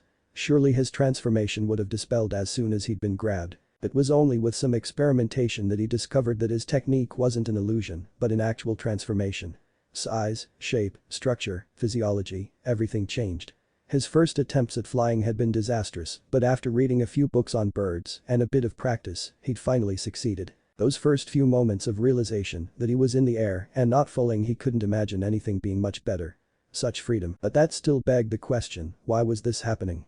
He knew from Kakashi that his chakra was denser than normal, but even that shouldn't be enough to cause such a profound effect. But what about the fox?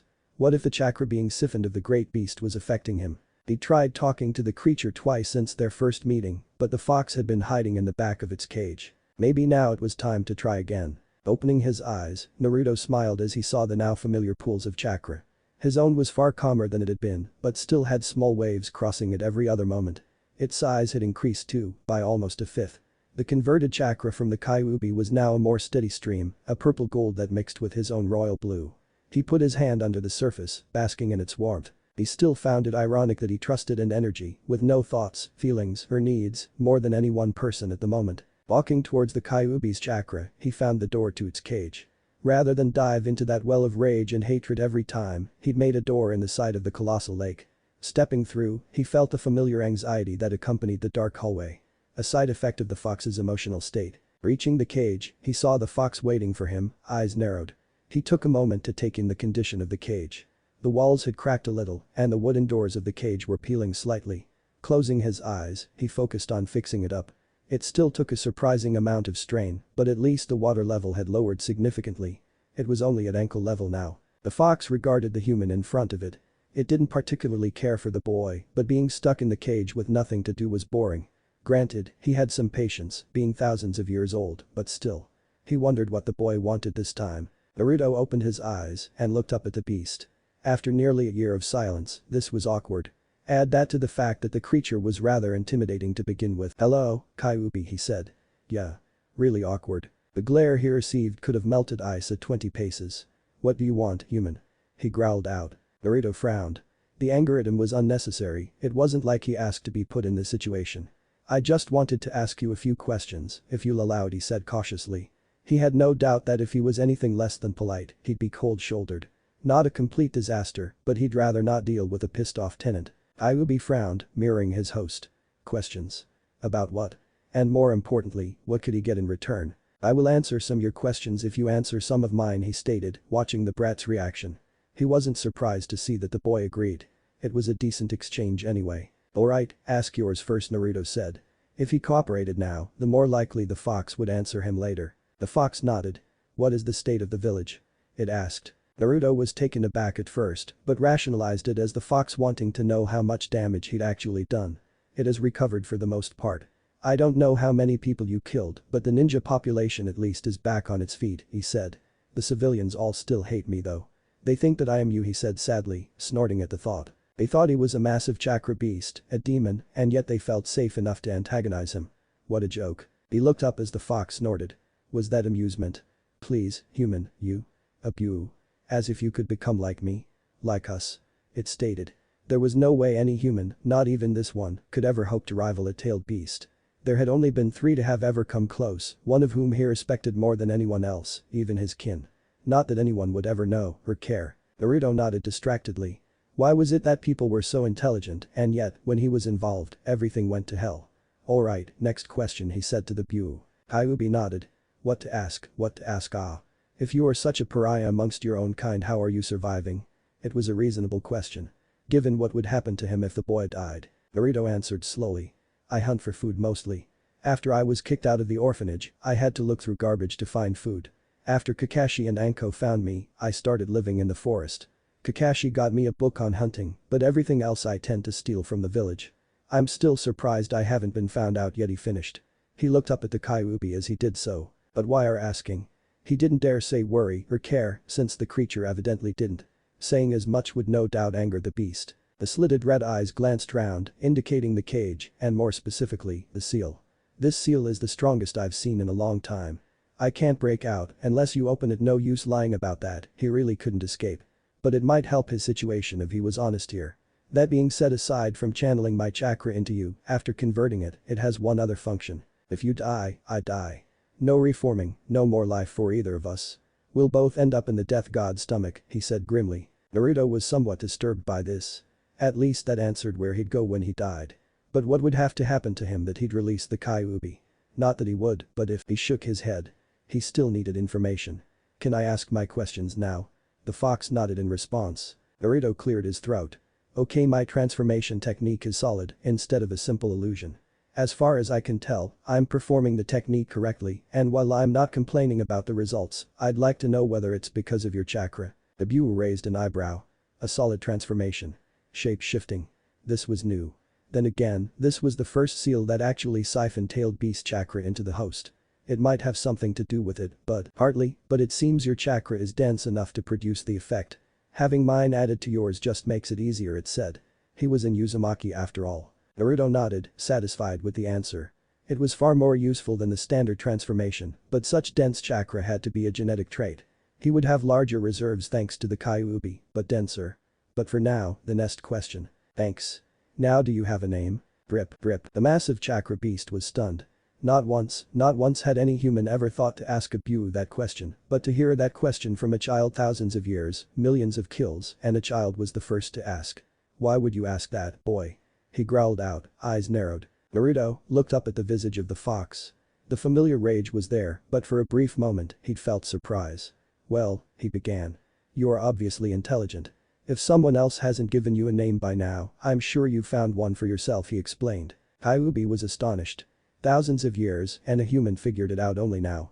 Yes, human, I have a name, but the boy looked confused at this. It will be some time before you can ever gain my respect enough for me to tell you what it is, he stated warningly. He didn't like humanity, and certainly not the boy. But maybe, just maybe, the human child could aspire to be something like the sage. Something he didn't have to hate. Naruto nodded. Given what the Buu must have experienced in their lifetimes, he really couldn't argue with the Kyuubi's logic. He was about to ask more questions, but the look on the fox's face made it perfectly clear that he wasn't welcome anymore. He stood up to leave. Thanks for answering my questions, Kyuubi. By the way, he said as he turned to leave, my name is Naruto. The fox watched the retreating form of the human child. This he could work with this. Naruto opened his eyes to an afternoon sky. Every time he accessed the seal, less time passed outside the seal. This last attempt had taken about 2 hours. Getting to his feet, he wondered what he should do for the rest of the day. The earlier attempt at thievery had been more out of compulsion than necessity, and his current jutsu were more or less up to par. He wanted to start working on the chakra strings, but in all fairness, he felt it would be better to work on the next section of Fuinjutsu. Explosive seals would definitely help as distractions, or as traps. Opening the relevant book, as well as his journal, he began going through the theory. Every time he studied the sealing arts, he made notes and wrote down designs in his journal. His understanding of the art. For example, which matrix meant what in a storage seal, and storage seals for certain items, objects or substances. Looking at the section on exploding seals, he could see that it was, in simple terms, an explosive release of energy. Or something placed in storage that propelled said something outwards. The amount of chakra determined time until detonation and/or charge, and variations of the seal allowed for seals that just exploded or spewed out weapons, acid, or any other manner of deadly thing. Oh, this was going to be so much fun. Hey brat. Naruto looked around blearily. He'd woken up about half an hour ago and had just finished breakfast. Well, half woken up. And now Anko had arrived. Doing his best to shake himself awake, he stood to greet her. He still wasn't quite used to her positively sadistic smile, but he enjoyed her company when she wasn't out on a mission. Hey Anko, what's going on? He said warmly. He'd been with her in the village a few times, often to get some dango, or just to hang out. And much to his surprise, she was treated similarly to him. Nowhere near as badly, but still. She at least had the advantage of age and intimidation. If he tried that, he'd either be laughed at or, if the person in question really hated him, find several pointy things thrown in his general direction. Followed by a small crowd of angry people. Who chased him. Pity they weren't fast enough. She just grinned at the boy. Despite his young age, not that she was that old mind you, he was nice enough to hang out with. And surprisingly, he didn't mind her more bloody side. She'd occasionally gone ballistic on a civilian or two who'd insulted her or the brat, and he'd barely batted an eyelid. Apparently hunted for food every day was good for getting rid of squeamishness. Come on brat, I want to introduce you to a few people, she said excitedly. She'd finally got permission from Ibiki to bring the kid round to T&I after much convincing. Naruto frowned. If Anko was suggesting this, then whoever she was going to introduce him to must either be okay with what he was or didn't know. At least, he hoped so. Evidently she understood his apprehension because she immediately reassured him. Nodding at her, he followed her out of the forest and into Konoha proper. In hindsight, Naruto should have expected to end up here. After all, Anko had certainly told him enough about it. The ugly, grey, bunker-like buildings squatted at the other side of the village at the bottom of the Hokage mountain. The buildings were so thick here that he could barely see the forest. As he walked through the door behind Anko, he almost missed her greeting the Anbu at the desk. A rabbit mask, he noted idly. The inside was much the same as the outside, but when they eventually went underground to the interrogation rooms, he started seeing small differences. A puddle of water, he hoped, scuff marks on the walls and floors, even the occasional blood spatter. Anko eventually opened a door and motioned him inside. It took him a moment to adjust to the lack of light in the room. However, the view through the two-way mirror really captured his attention. The shinobi was tied up in a chair, facing away from the door. His binds looked to be incredibly tight. There was a steel table in front of him, bolted to the ground, a folding chair on the other side. The room was filthy, in a word. Naruto honestly doubted whether it had ever been cleaned. Blood stains, other stains, dripping pipes, and other questionable assorted debris littered the room. Not that the man being interrogated seemed to care anymore. From the headband on his forehead, Naruto figured he was from Hidden Cloud. And not a missing nin either. From his age, he must be a jonin as well. He was obviously exhausted. There wasn't a mark on him, but he was obviously at his wit's end. His eyes were wide and bloodshot, his knuckles were white, his shirt was drenched in sweat, and his face was gaunt, like he'd just seen his worst nightmare. And then someone stepped out of the shadows by the door. The man was fairly tall, with a tanned skin common to Fire Country residents. Well, Leaf Village residents anyway. He wore a standard shinobi outfit with a bandana covering his hair and a long black as night trench coat over his shoulders, identical to Anko's in every way, save color. Naruto almost jumped at his sudden appearance, but months of hunting had taught him not to make any sudden moves in such situations. There was always a bigger predator out there. Suddenly, the man began to speak. So, Haro Takemaru, you, a Jonin shinobi of Cloud, admit to the attempted kidnapping of the heiress of the Hyuga clan on the orders of the Yondaime Reikage. Naruto was shocked. A village attempting to steal a bloodline wasn't uncommon, but to go after a Hyuga. The man was either suicidal or… As soon as the man replied in the affirmative, Naruto felt warning bells going off in his head. He's lying, he whispered softly to himself. Though not so softly that Anko didn't hear him. What are you talking about, brat? She asked, looking at him sideways. He shook his head. When that guy Haro said that Ibiki-sen was correct, he was lying, but he scrunched up his face in concentration, only about the last bit, about who ordered him to do it. Anko stared at him. She knew about his emotion sensing ability and how accurate it could be. So what truth was the guy hiding? She picked up the microphone to Ibiki's earpiece. Ibiki, it's me. We need to talk. Naruto looked at her gratefully, glad that she trusted him. Despite his age, he knew how serious this was. If any part of this went sideways, it would have bad consequences for the Leaf. That meant that Kakashi, Anko, and Itachi would most likely be put in situations where they might die. He really didn't want that to happen. The door to the observation room opened and Naruto barely held back a gulp. This guy was nowhere near as intimidating as the Kyuubi, but up close, he was still scary. Ibiki gave Naruto a glance before turning to Anko. Who knew who Naruto was, what he was, and like most of the senior ninja forces at the time of the attack, he didn't blame Naruto for his prisoner's actions. But he still needed to know what was so important that Anko interrupted him. What is it, Anko? Anko looked at the Naruto. She and Ibiki had planned this for a while, ever since Naruto told her about his emotion sensing ability. She figured if he could help them interrogate prisoners or at least tell them whether or not they were lying, they could compensate him. Unofficially, of course. The council would have a fit if they knew a child was working in T&I. The brat here, she paused, taking a moment to enjoy Naruto's annoyed expression. He still hated it when she called him that and she still loved doing it. He says that the guy in there is lying about who ordered the kidnapping, she finished with a flourish, indicating the prisoner. Ibiki looked back at his patient. He'd gotten the information out of the man a little too easily, but he hadn't been sure until now what exactly he'd been lied to about. Time to get stuck in. Again. He nodded at Naruto and Anko. Thanks kid, Naruto beamed at that. Why don't you and Anko wait upstairs, I'll get back to you as soon as I'm done with him, he said, pointing over his shoulder at Haro. Anko led him out the room and back up the stairs. Looking over his shoulder, Naruto saw Ibiki returning to interrogation room. He almost felt sorry for Haro. Almost. What kidnapper goes after the heiress of a clan that can see through walls? Idiot. Naruto eagerly counted the Ryo Ibiki had just given him. 600, 700, 1000. Whoa, he thought. This was almost as much as he could steal in a day. So, how about it, kid? He looked up at Ibiki. If this was what he was paid for 5 minutes work, sure, I'll work for you, he said happily. The matching grins on Ibiki and Anko, if anyone had been around to see them, would have sent them screaming to their mothers. Standing on a rooftop across from the T&I building, Naruto counted the money from the latest job Ibiki had given him. 800, 1000, 1200 Ryo. Not bad. At least now I can buy a few new weapons, he thought to himself. The scarred man had called on him some 10 or so times since the Cloud Jonin 6 months ago and he'd received quite an impressive payout. Well, for a kid anyway. He was pretty sure that Ibiki and Anko were both paid a hell of a lot more. Speaking of that first job, the Jonin he'd seen was an ambassador from Cloud, supposedly to iron out a peace treaty. That was the official story. Unofficially, the man was supposed to kidnap the heiress of the Hyuga clan, granting the Hyuga bloodline, the Byakugan, to the hidden village. Apparently, he'd been chased by several Hyuga, including the girl's father and uncle, before Anbu had turned up to capture him. Alive thankfully.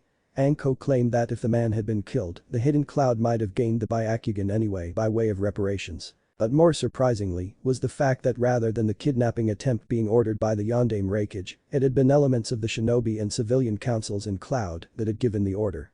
As such, the Raikage had been forced to execute those responsible and had paid a large sum of ryo to the Hyuga as well as turn over several high-class missions to the Leaf. When Ibiki finally paid Naruto, the young redhead had nearly fainted at the amount of money. Granted, it wasn't that much, but it was the most he'd seen at any one time, some 15,000 ryo. And it was his. Speaking of his sensory abilities, he'd managed to refine them somewhat, practicing on Ibiki Vikurum subjects, appearing randomly in front of hostile villagers, both as himself and under a transformation. He could sense ninja more clearly though. Probably something to do with them having more chakra. He began leaping across the rooftops to get back to his forest. Given enough time, he wondered if he might have enough money to buy an apartment. Or even an entire complex. It would be a good source of income. But the forest just felt so much more peaceful. And the animals that did want to kill him only wanted to do so for food. The forest couldn't hate him. People did.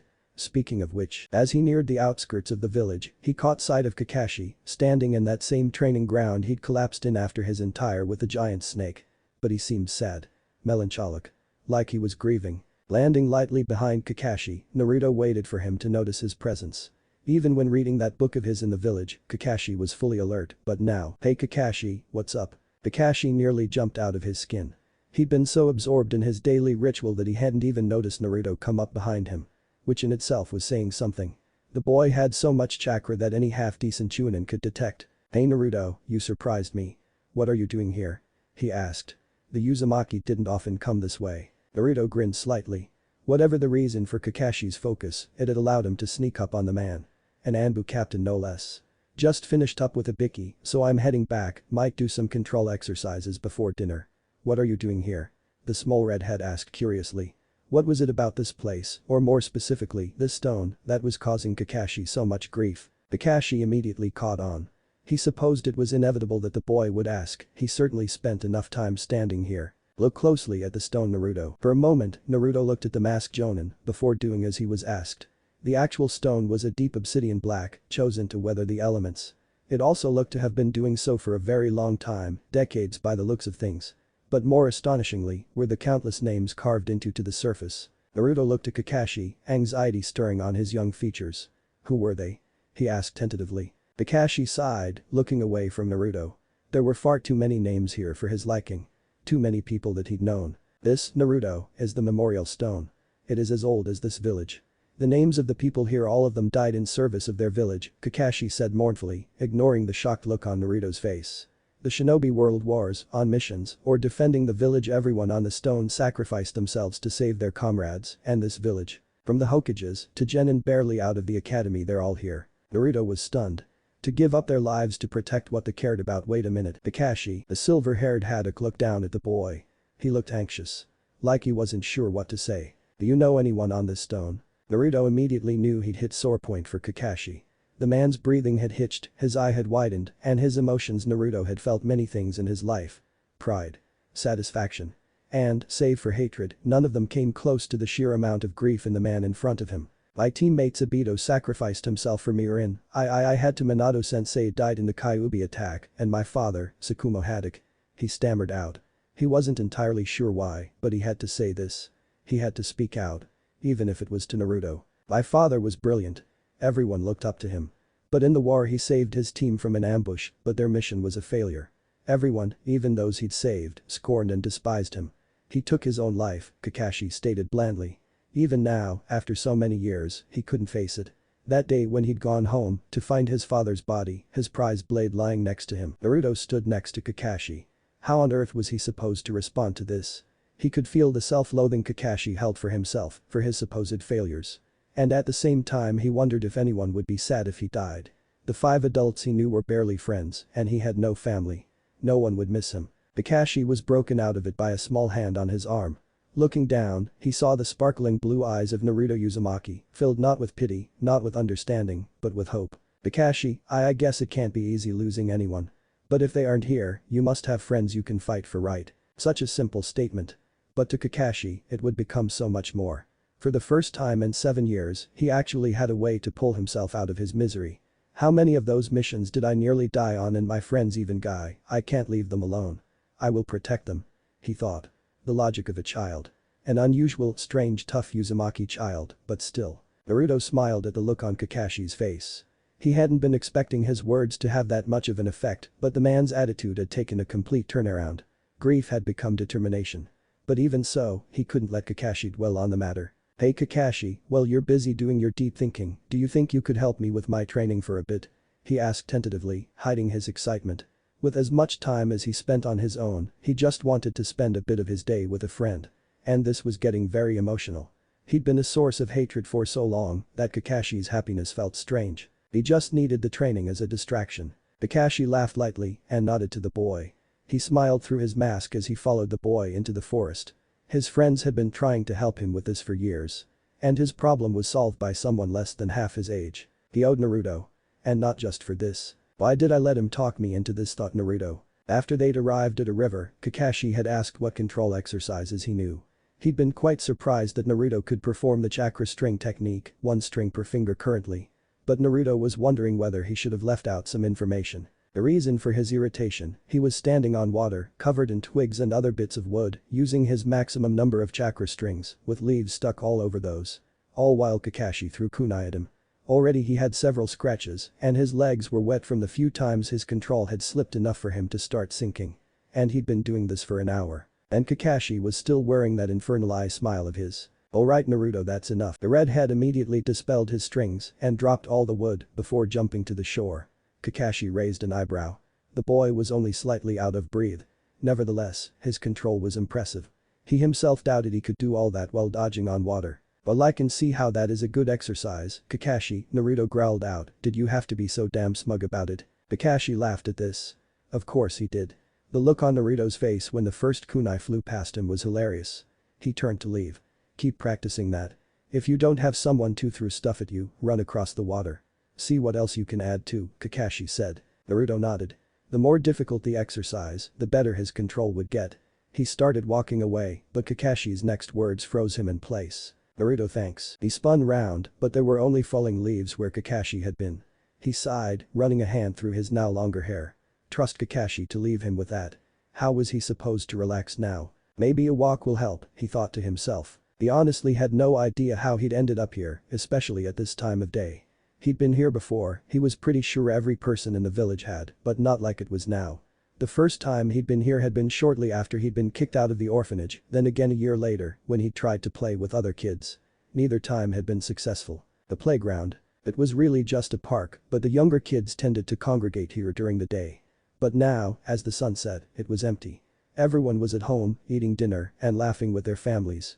"What the hell am I doing here?" he thought to himself as he walked across the expanse of grass. In the orphanage, he hadn't been allowed to play, and when he tried here the park was emptied within minutes. Suddenly, he was broken out of his thoughts by the sound of running feet, a child by the sounds of things. Why would they be here now? Turning, he found a brown-haired boy sprawled on the grass in front of him, panting for breath. He was filthy, covered in all sorts of dirt and grass. He was 3, maybe 4 years younger than Naruto, and more importantly he was an Inuzuka, if the red fang tattoos on his cheeks and his slitted eyes were anything to go by. The boy seemed dazed, but shook himself off quickly enough. Springing to his feet, he finally saw Naruto. "Boy, what are you doing here?" he asked loudly. Naruto frowned a little at this. The brat could have been a bit less rude. "I'm just walking around, what are you doing here?" he replied. The boy seemed stunned for a moment. Obviously he wasn't used to people just brushing him off like that. He recovered and started smirking. "My mom told my sister to fetch me for dinner, but I still wanted to play, so I ran off," he said proudly. "Don't you want to be with your mom? And won't your sister worry?" Naruto asked with concern. Surely this wasn't normal. Even a kid should know better than to run from his family, regardless of the reason. The boy seemed to think for a moment, a confused look on his face. "Well, yeah, of course I do, and yeah, I guess she will," he said, trailing off at the end. Evidently he was just realizing what he'd done. "Hey, what's your name?" Naruto asked. This really wasn't any of his business, and he doubted the brat's parents would be happy about him talking to their child, so he needed to wrap this up. And he kind of wanted to help him. "It's Kiba," he said, his voice full of guilt. Naruto sighed. He hadn't meant to make the kid feel bad. "Well, Kiba," the boy looked at him, "why don't you go find your sister? I'm sure there will be plenty of time for you to play tomorrow," he said. The boy grinned at this. Given a few years and his feral appearance, it would be an intimidating look in the future. "Alright. Thanks." He started running off, but right before he got to the forest, he turned to ask the boy's name. He blinked when he saw the empty park. Whoa, where did he go? He thought to himself. It was like his mom did to him when she was going somewhere in a hurry. Gibba. He saw his sister, Hana, running up to him. He ran up to her grinning. That kid, whatever his name was right. Playtime could wait. Naruto set down his notebook. He'd just finished notes on a basic barrier seal, something that, with a bit of work, he would be able to use to protect his piece of forest. More than once he'd woken up with a predator 3 meters away from him. He had the pelts to prove it. He still had a way to go, however. Another 2 weeks or so of study should do the trick. He thought back to his encounter with Kakashi at the memorial stone. Minato, it sounds familiar. Wait a minute, wasn't it dear Kami? Kakashi was trained by the 4th Hokage. How had he not figured it before? He lay there against a tree, stunned. The man must have been one hell of a sensei for Kakashi to be as strong and skilled as he was. He wondered who Obito and Rin were. They must have been good people if Kakashi missed them that much. He'd ask the masked man about them next time. He picked up his practice material for the next day. The substitution jutsu. He'd held off on this for a while, still trying to perfect his body flicker and transformation techniques. He'd advanced far more in his transformation, but now that he had new ideas for control training, he could afford to practice another technique. It was a useful technique. Linking to an object using chakra before switching with it. It had very few hand signs, most likely because its main use was to pull the user away from what might have been a killing blow. The closer in size to the object you were, the easier it was to switch. Especially without hand signs. Apparently it was even possible to switch with objects covered in explosive tags, with the right preparation of course. Make an enemy think they've killed you before blowing them to hell and beyond. But it would still have to wait for tomorrow. After all that had happened today, he really needed to sleep. 2 months later. Congratulations on your purchase, sir. I hope you enjoy the apartment. Naruto watched as the fat beady-eyed landlord waddled away. He'd spoken to Ibiki about getting a more regular income, and with his previous savings, he had enough to buy a small apartment. Even if it was barely that. The single room was not in good condition. The walls were peeling, the fittings were cracked, and there was a highly suspicious smell coming from one of the kitchen cupboards. Dispelling his transformation, he checked out the bathroom before unsealing several pots of paint and other assorted home care items. The store clerk had been very happy to help an honest citizen of the Leaf. What bullshit. His transformation was the man he was going to rent the apartment to. And the better the condition it was in, the more the newly promoted Chunin would be willing to pay. He smirked at that.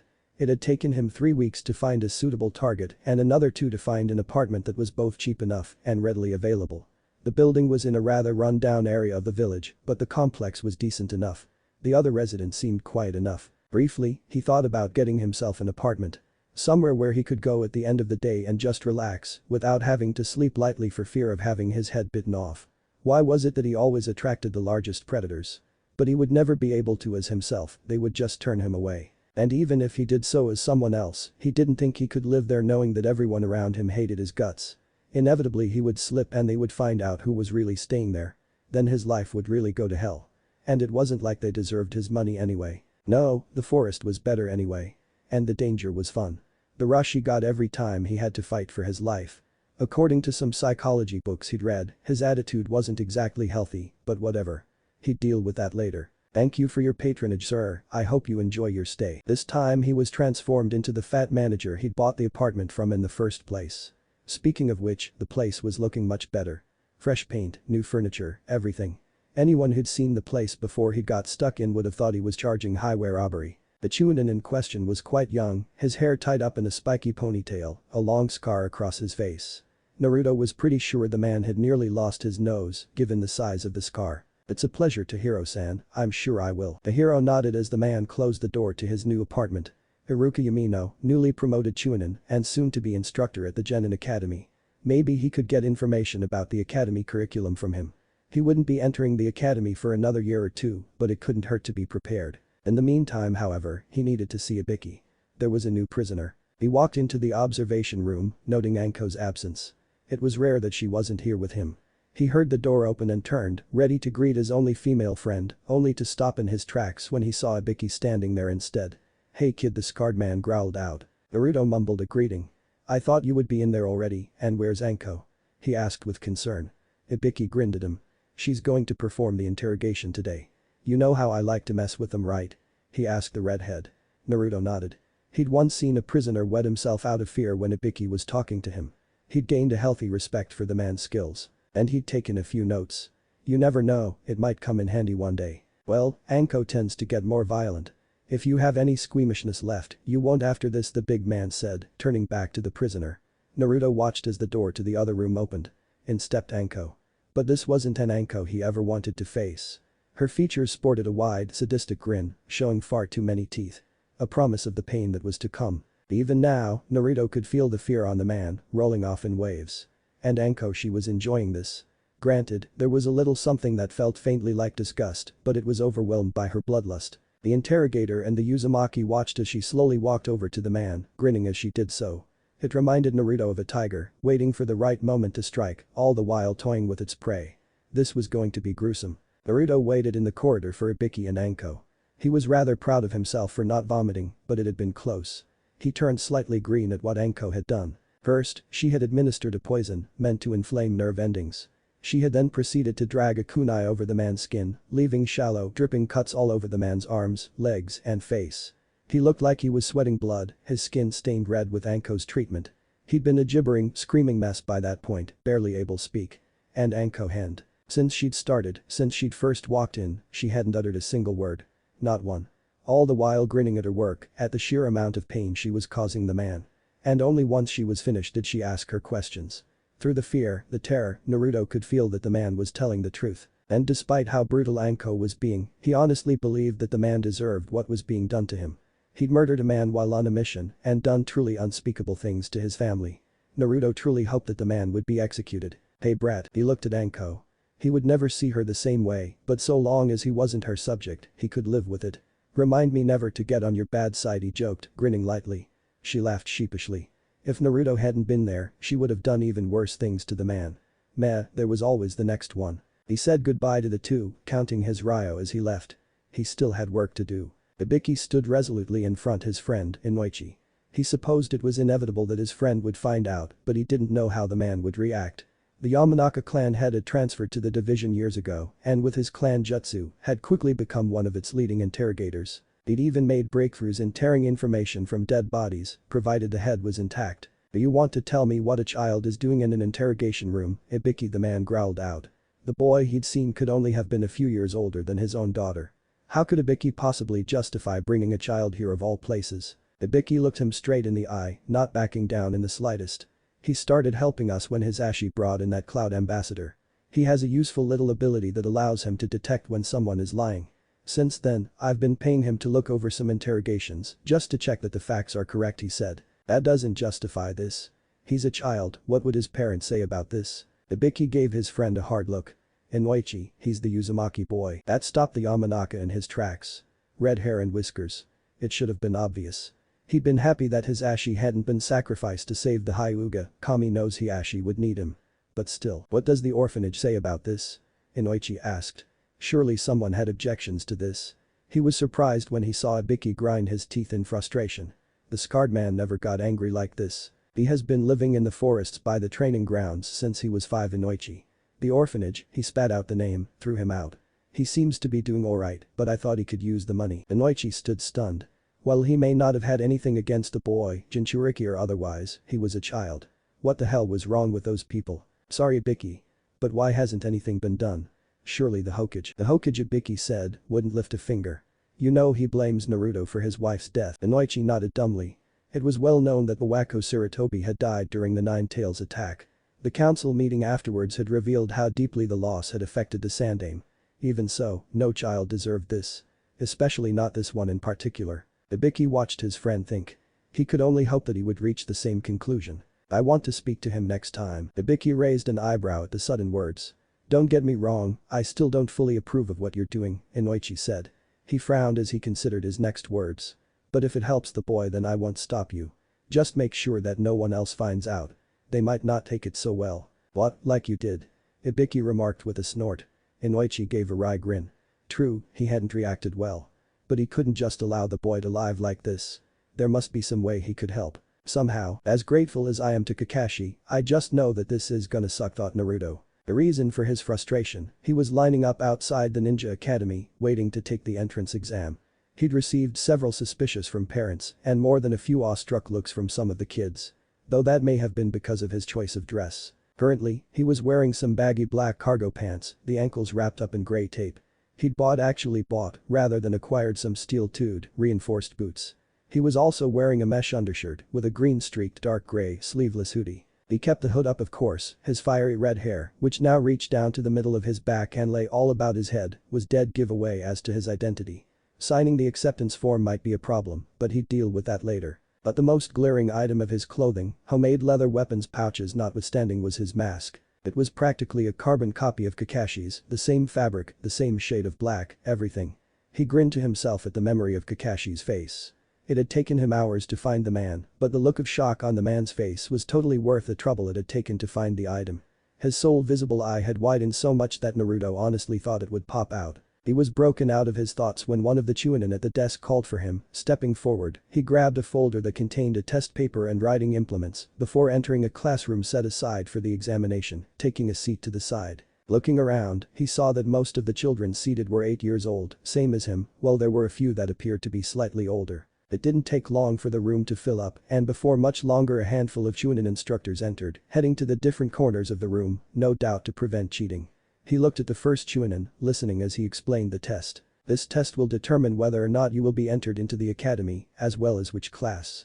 Those of you who answer more of the paper will be entered into next year's class. Also, there is another test in the folder, and all the children perked up at this, which, if completed to a satisfactory degree, will also advance you a year in classes. Does everyone understand? He received several furiously excited nods. Very well. You have 2 hours. Begin. Naruto removed all the materials from the pack.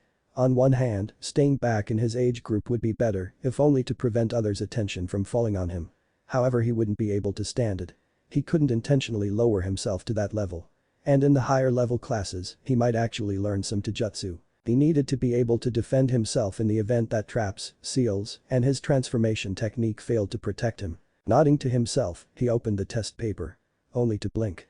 What the hell, the year the civilian council was founded, the Nidaime Hokage's clan name, and their greatest rivals, the most commonly used ninja tool. Anyone with half a brain would know this shit. What kind of entrance exam is this? He thought to himself as he started filling in the answers. 45 minutes later he laid down his pen. Looking around, he sweat dropped at seeing at least half of his fellow applicants sweating as they panicked, searching for answers that they obviously did not have. The rest seemed only slightly nervous, but soldiered on, pausing occasionally to think on a question. Naruto laid his head on the desk. There really wasn't much point staying awake, but he really should check their files for the curriculum later. If this test was any indication, then the next 4 to 5 years might just be a complete waste of time. In which case he'd need to speak to Itachi about a training regime. There was no way in hell he was going out into the big wide world without being as prepared as was humanly possible. And then some. He walked out of the academy, staying to the side so as not to attract much attention. They'd been told to report back to the academy in a week's time so that the staff could process the results, send them to the council for confirmation, and would then announce the year's classes. Given how easy he'd found the test, Naruto was sure he'd be placed in a higher class. Jumping to a nearby rooftop, he thought about his information gathering trip later that evening. If the number of kids taking the test was anything to go by, the academy staff would finish well into the night. Hopefully that would mean they were tired, and as a result, there would be fewer people guarding the academy. One of the upstairs windows, or vents on the roof, would make a decent enough entry point. From there, he would make his way to the records room and see what exactly was being taught these days. He had a sneaking suspicion that none of his future classmates had any idea how to access their chakra. Why would they? It wasn't like they'd needed to at such a young age. Boy, brat. He stopped dead in his tracks. To this day, he hadn't been able to stop Anko from calling him that. Then again, she was one of the few people who actually gave a damn, so he could deal with a bit of name calling. Hey Anko, how have you been? He said with a smile, turning to greet the sadistic woman. He noted that her hair had gotten slightly longer. Her clothing was no more modest than the first time they'd met. Not that he imagined she'd change anytime soon. And besides, it was damn effective when interrogating male prisoners. He didn't quite get why their noses started bleeding when Anko started posing, but he'd figure it out eventually. So, brat, she said, drawing out the title. She was shocked when she saw the face mask. The kid was busy turning into a mini Kakashi. Much better attitude though, and he neither read that disgusting smut in public, nor was several hours late for everything that wasn't a matter of life and death. How was it at the academy? Anyone give you much trouble? She grinned at his face. She hadn't spent much time there given her own unique apprenticeship, but what little she remembered of it did not consist of fun memories. Even the entrance test had been boring. It was a waste of time. I can't believe that was so easy. I mean sure, the civilian kids might have a bit of trouble, but history. Basic common sense. What the hell are they thinking? He groaned out. Enko merely laughed. Kid, you do have an unfair advantage.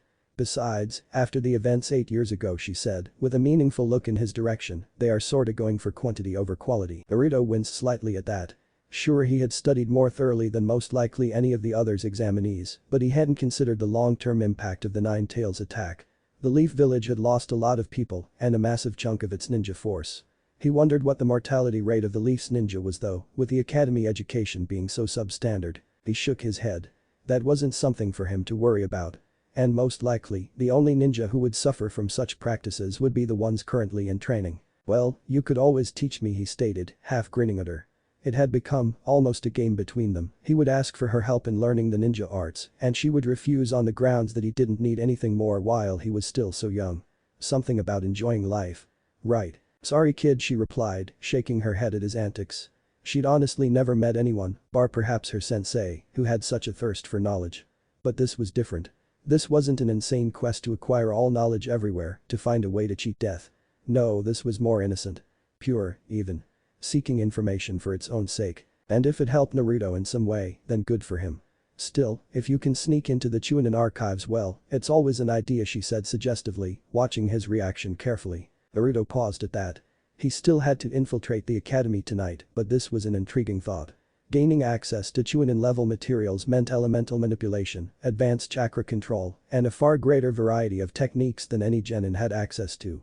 A grin slowly broke out across his face. Already he was making plans, taking inventory of his tools, and wondering about guard movements. There was a knockout seal in one of his books, and the only other real obstacle would be Sensor Ninja. However, with a big enough distraction, he shook himself out of his reverie to see Anko grinning at him. He smiled sheepishly back. This wasn't the first time she'd found him plotting a raid of some sort.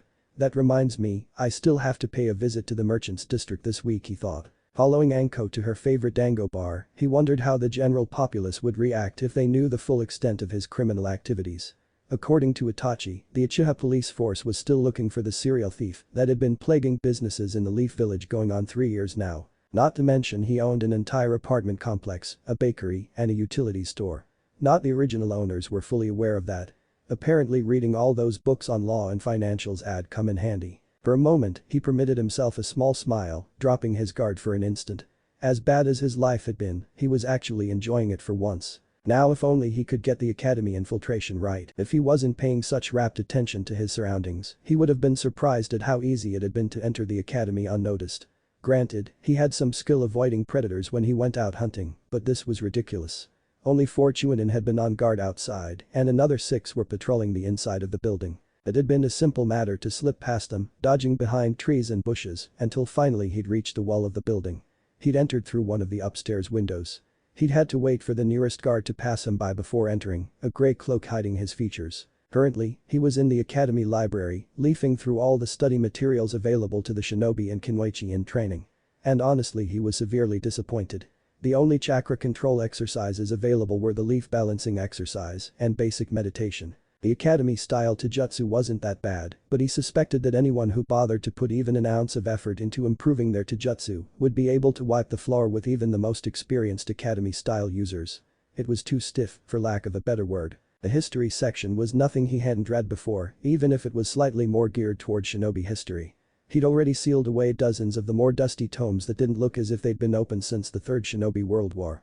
He didn't bother looking at the titles, nor could he afford to use a light, not with 10 Chunin nearby. He was confident in his speed, and his prepared traps would slow any pursuers down, but he hadn't exactly had the chance to test his skills against a superior opponent. Peeking his head out the door, he kept a wary eye out for the guards. He couldn't feel if any were nearby, but moved with caution nonetheless. Next stop, the records room. Leafing through the files, he had to wonder who had messed up the academy curriculum so badly. Up until 8 years ago, before the Kyuubi attack, the graduation standard was much higher. Now, only 3 jutsu were required to pass the transformation, substitution, and basic clone techniques, and a reasonable degree of skill in throwing weapons and taijutsu. Before, one would have to demonstrate in a spar against their instructor that they knew how to fight a Chunin, using anything and everything at their disposal. Jutsu, clan techniques, anything. That reminds me, I have to ask Itachi how he managed to graduate so quickly. Sure, he has the Sharingan, but how the hell did he complete the academy curriculum in a year? Naruto thought to himself. Itachi wasn't the only one, Kakashi had quite the record as well, especially after what the academy records referred to as a tragic incident involving his father. No one had really come close to either prodigy since, so impressive were their skills. Placing the files back in the appropriate cabinets, he made to leave the academy. He had everything he needed to advance quickly, so all he had to do was. The floorboard creaked. Normally, this wouldn't have been a problem. Normally, he wouldn't be trespassing in a ninja institution, nor would there be 3 Chunin guards around the corner. For a moment, just one moment, everything stopped. The wind no longer whispered, water no longer ran, and for that moment, he thought that maybe, just maybe, that they hadn't heard him. And then all manner of hell broke loose. Leaning against a tree, he tried to gain his bearings, panting. Luckily for him, the Chunin hadn't called their colleagues outside, which meant that there were only 4 Chunin following him. Which just so happened to be 4 more than he could handle. He'd lost one just outside the academy, a present trap hoisting him up in the canopy. The beehive there should keep him occupied for a while. The other 3 had pursued him with a vengeance, not once letting up in their pursuit. More worrying, however, was the fact that they hadn't called for backup. Surely a break-in, especially to somewhere like the academy, would warrant a much larger search, ambush even. Which brought him to a rather terrifying conclusion. They knew who he was. Somehow they knew. He wasn't sure if they'd caught a glimpse of his face, but he'd doubled his speed, leading them on a merry chase for over an hour. The adrenaline was finally wearing off, and he seemed to have lost them, but fuck was he tired. Standing up, he prepared to return to his clearing. And then something hit him in the back. Hard. He went flying forward, landing face forward on the grass. He rolled over, groaning. Standing over him were 2 of his pursuers, leering evilly down on him. Let him up by the tree. He struggled as they pulled him up, but apparently they were strong brutes. The leader of the trio wasn't anything special, light brown hair, sharp features, and weak eyes, if his glasses were any indication. But what really scared Naruto were his eyes. The same eyes that everyone looked at him with, full of anger and hatred. Only now, those eyes were attached, via bone and muscle, to a very, very sharp kunai. The crazed Chunin leaned forward, getting right in his face, glaring, as if trying to burn a hole in his very soul. So demon, he snarled, brandishing his weapon in the redhead's face. Tell us what the hell you were doing, or this, he demanded, dragging the edge of the along Naruto's jaw, is going to be a very long night for you. For a moment, the Uzumaki weighed his options. The rage on these men was practically incandescent, and he didn't believe for a second that they would show him any sort of mercy. And the chase he led them on had taken them far from the village, far from help. With all this in mind, he did the one, brilliantly stupid thing that might just save his life. He head-butted the man with the knife. The Chunin screamed, blood streaming from his broken nose, stumbling back away from further harm. With the largest threat momentarily out of commission, Naruto kicked out with his left leg. The man holding his arm loosened his grip in surprise and shock, enough that Naruto could free his arm. He was about to try and claw out the eye of the man on his right when he was brutally backhanded, sending him flying. For the second time he tried raising himself off the ground. He fell back down, a brace of shuriken peppering his side and back, the tiny blades digging into flesh and bone. He flashed back to the snake he'd encountered in the forest of death. At least then he'd had some sort of defense. Now though, he grunted as someone grabbed his hair, roughly pulling him up. He caught sight of one of the Chunin before his breath was driven from him by a blow to the stomach. He wasn't sure how long the assault continued, nor how many blows they rained upon him. After what seemed like hours, they eventually seemed to stop. Coughing up globules of blood, he managed to get a look at his assailants, even with one eye swelling shut. He could only imagine how he looked. His eyes widened when he saw the men grinning as they took out kunai, holding them in a throwing position. No, why, he cried when the first blade sliced its way into his thigh. He couldn't stop screaming as they used him for target practice. Sometime later, the 3 men ran out of kunai. The demon was barely conscious, blood flowing from wounds all over his body. There were even 2 blades in his stomach. Couldn't let it be too comfortable. The leader held his last kunai in a tight grip as he walked up to the beast that had murdered his family. 12 years he'd waited for an opportunity like this, for revenge. Kneeling down, he placed his blade at the throat of the demon, looking into eyes, seeing the fear, the plea for mercy. He scoffed. This thing doesn't deserve any mercy, not now, not ever, he thought. This is for my family, the family you killed, demon, he growled out. Naruto looked into the man's eyes. He could feel the hatred, the grief. Why did everyone see him as the fox? Why was this happening? And then something snapped. Later, he would try and understand what happened, whether the emotional response had awoken his bloodline, or whether Kami in her infinite wisdom had seen fit to grant him some luck for once in his miserable life. But nonetheless, if it hadn't been for his experiences thus far, for his heritage, he probably wouldn't have survived. As it was, two things happened. He awoke his bloodline. And then the three Chunin died. He didn't realize what happened until blood started leaking from the mouth of his would-be murderer. He watched, unable to turn away, as the life drained from his eyes, his soul slipping away into the embrace of the Shinigami. Even then, he could feel the lives of the other two men fading, joining their comrade. He looked down. He gasped as he saw three chains bursting from his chest, seemingly made of pure blue chakra. Two went off to the sides, towards the other two men. The first chain had burst through the chest of the man over him. At first it didn't register, the fact that he'd just killed a man, in arguably one of the most brutal ways possible. It was only when the chains retracted and the full weight of the corpse dropped onto that he realized what he'd done. And he panicked. Kakashi had been witness to many things, even in his short lifetime. That last mission with Obito and Rin had been particularly stressful. But watching this he should have acted sooner. He'd been trying to find Naruto all evening, eventually resorting to his nin dogs to find the boy. He'd arrived at the clearing only moments ago and had been about to move to protect Naruto when he'd seen the chakra chains burst from the boy. He doubted the child could see it, but the other two Chunin hadn't been so easily dispatched as the first. The chains had torn through their shoulders before exiting out the top of their heads. Painless mostly, but damn. Jumping down, he crouched next to the shivering form of the boy. "Naruto," he called out. Nothing. The boy was still in shock.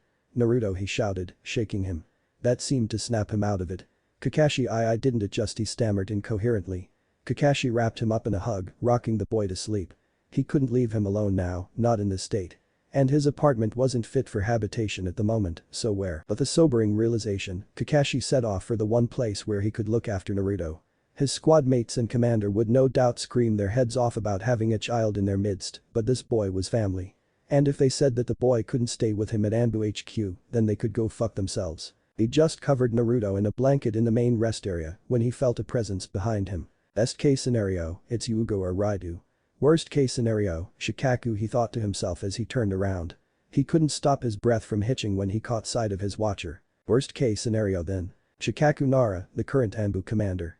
Set to retire to the position of Jonin commander in a few years, the man was a legend, both as part of the legendary Inoshikacho trio, and in his own right, the man was a master of his clan's shadow manipulation, as well as several other shinobi arts. He was the most brilliant strategist in the Hidden Leaf, if not the entire elemental nations, and if rumors were to be believed, completely and utterly whipped by his wife. He was very protective of his men and his family, so much so that the line between the two often blurred beyond recognition.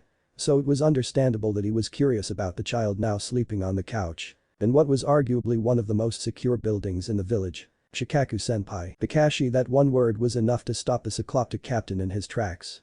Kakashi had no doubt that the elder Nara knew exactly who was sleeping on the couch, but bringing unauthorized personnel, and a civilian no less, into such a secretive facility was a severe offense. What happened to him? Why is he covered in blood? Kakashi sighed and began his explanation. He told Shikaku about how he'd found Naruto and about what must have happened.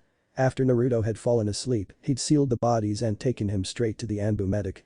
Granted, with the boy's accelerated healing, they hadn't had to do much more than remove all the sharp implements and dress his wounds. The female medic had asked for an explanation, but Kakashi had waved her off, promising to explain later. Kakashi waited for a response. The commander's first priority was his men. Everything else came after. However, fed him some food when he wakes up. After that, bring him to me. Kakashi sighed in relief. He was about to thank the man before the Nara held up a hand, telling him to wait. This doesn't mean he will be staying here or that there won't be consequences. For you or him. Kakashi winced at that. But I will hear the whole story before passing judgment. We owe the boy that much, Shikaku said. He was fully aware of how important the boy was, not to mention his burden. The Nara had tried once to adopt him, as had a few other clans, but they'd all been turned down. Besides, Yoshino would ever forgive him if he didn't help the child somehow, and that frying pan of hers fucking hurt. So troublesome. The first thing he saw when he opened his eyes was a concrete roof. Warily opening his eyes further, he found himself in what appeared to be a rather Spartan living room, quite large too. He groaned as he sat up. What the hell, how did I get here? What happened to my wounds? Wait, Kakashi, I remember him getting to the clearing right after he stopped at that thought. He'd just killed 3 people. People? Not animals. He hadn't done it for food, so why? They were going to kill me, he mumbled to himself. Him or them, right? If he hadn't, he wouldn't be alive, right? Right. Sighing, he stood up, stretching his muscles. He seemed to have healed quite well, there were only aches and pains left, nothing debilitating. He spied a door on the far side of the room. He couldn't sense anyone in the immediate vicinity, so why not have a look around? Stepping through, he found a hallway of the same, bland, solid concrete. There were small doors all along it, but he kept walking.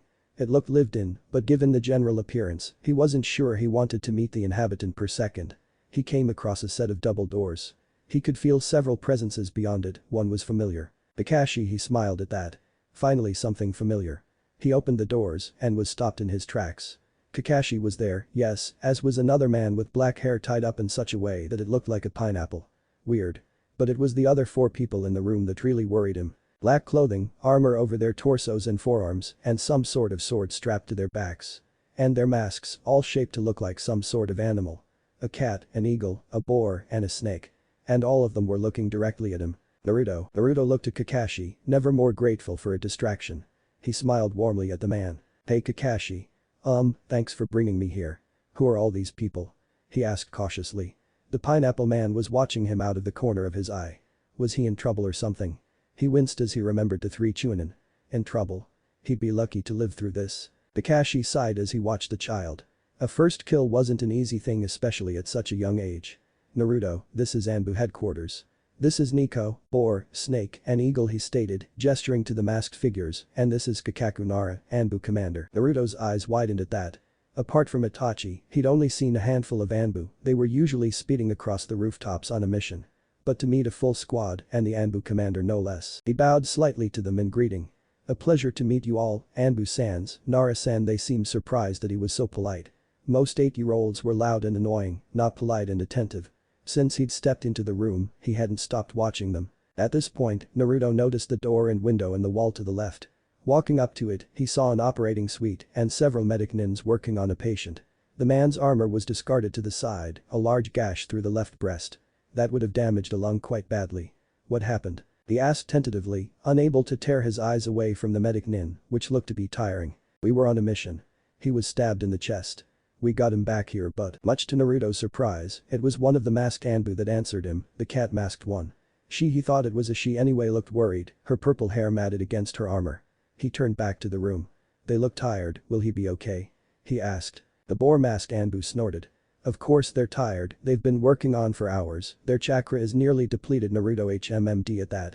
If all they needed was chakra. You can use mine, I have quite a bit, he said, looking directly at the boar masked Anbu. The man snorted, he could feel from all 4 Anbu that they didn't believe him. The pineapple man, however, do you know how to channel chakra? Naruto started at the question. He looked at the Nara and nodded cautiously.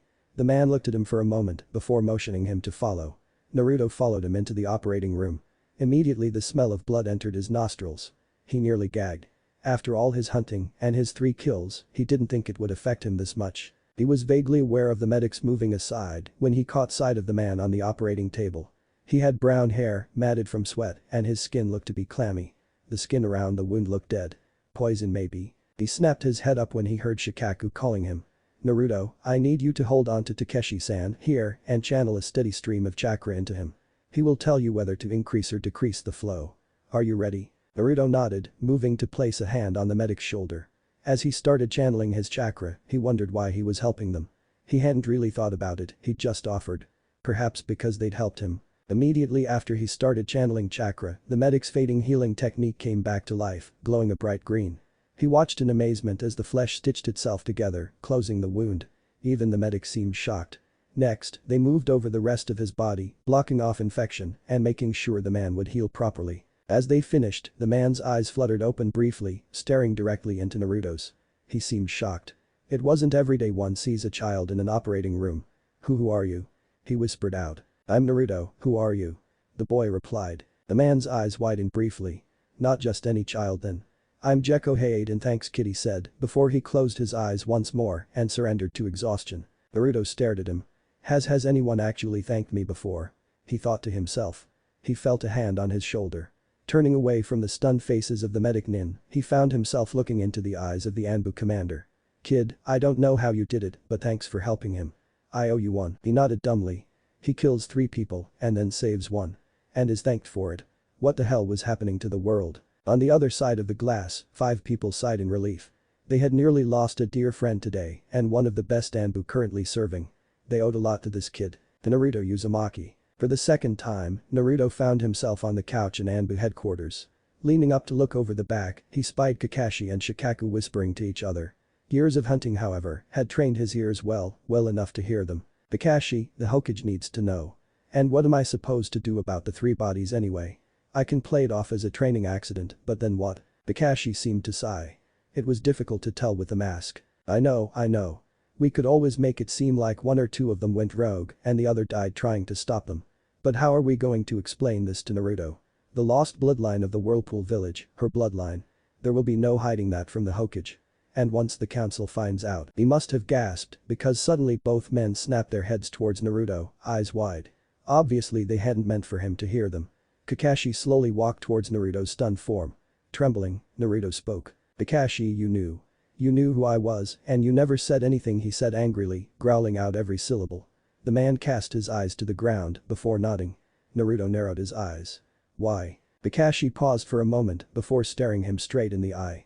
After the Nine Tails attack, after you were made Jinchuriki, the Hokage announced your status. With the reaction the villagers had towards you, he felt that you would be safer from threats both inside and outside the village if no one knew of your heritage.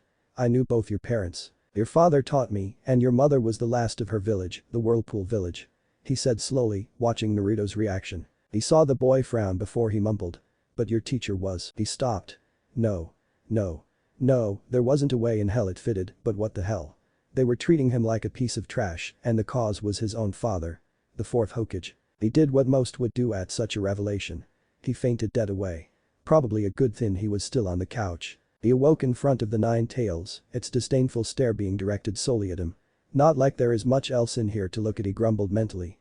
Standing up, he glared suspiciously at the beast. Did you know? It grinned at the question. Well, it couldn't see outside the seal, the connection between their chakra allowed it to feel the boy's emotions.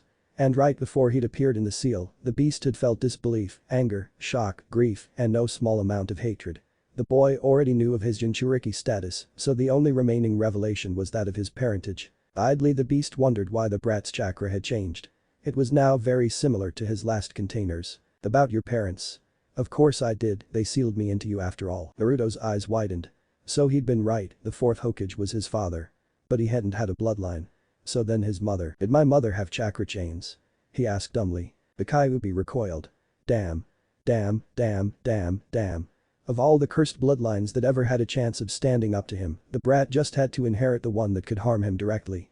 Even Hashirama Senju's Mokuten Jutsu had less of a damaging effect on it, and the Sharingan had only ever been used for control. Yes, you foolish human. She used them to lock me up in her seal. If she hadn't had them, you would be dead now, and I would be free, it growled. Wait, what? My mother was your Jinchuriki? He shouted. The chakra beast glared down at him. Indeed. My second Jinchuriki.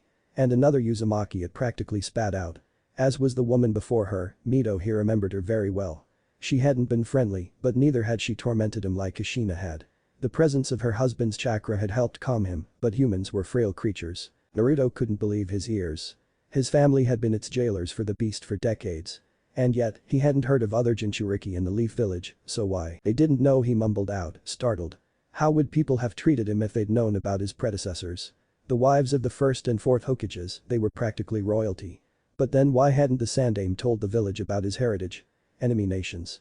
He could have been assigned bodyguards. Evidently the Kyuubi hadn't heard him because it carried on with its rant. Now, human, tell me how you unlocked your clan's bloodline, it said with a hint of disgust. He nodded dumbly and sat down to tell the tale. The academy, the chase, he shuddered, and the Kyuubi frowned torture, and finally, how he'd slaughtered all three of his attackers. The Kyuubi, thankfully, had kept silent, listening to his story. When he finished he waited for a response, only to hear nothing. Looking up, he was about to shout about how much the Kyuubi was enjoying his pain when he caught sight of the look on its face. Not pity, not anger, but it wasn't happy. The fox snapped out of its daze. He'd seen humans do some terrible things to each other, but this was all of humankind this thick. Oh, how far your people have fallen, father, it thought. Brat, I want to make another deal, it said. Naruto glanced warily at the fox. What deal? He asked cautiously. The fox grumbled. I will tell you what happened the night your parents died, and in return, you will not use those chains on me. An improvement on this place would help too, it said, gesturing to Naruto's mindscape. It wasn't bad, especially compared to its previous accommodation, but it could be a hell of a lot better. Naruto considered the offer. He hadn't really had much of a need to restrain the Kyuubi, not that he'd been able to before, but he supposed it was a fair concern. And he really wanted to find out what happened. Why had his father done this to him? Why had his mother died? Stealing his resolve, he turned his gaze back to the fox. "Alright, deal." Naruto woke to see the concerned eye of Kakashi watching him closely. "Naruto, are you alright? You passed out for a moment there," he said, his eye crinkling in nervous amusement. Naruto nodded before speaking. "I was pulled into the seal.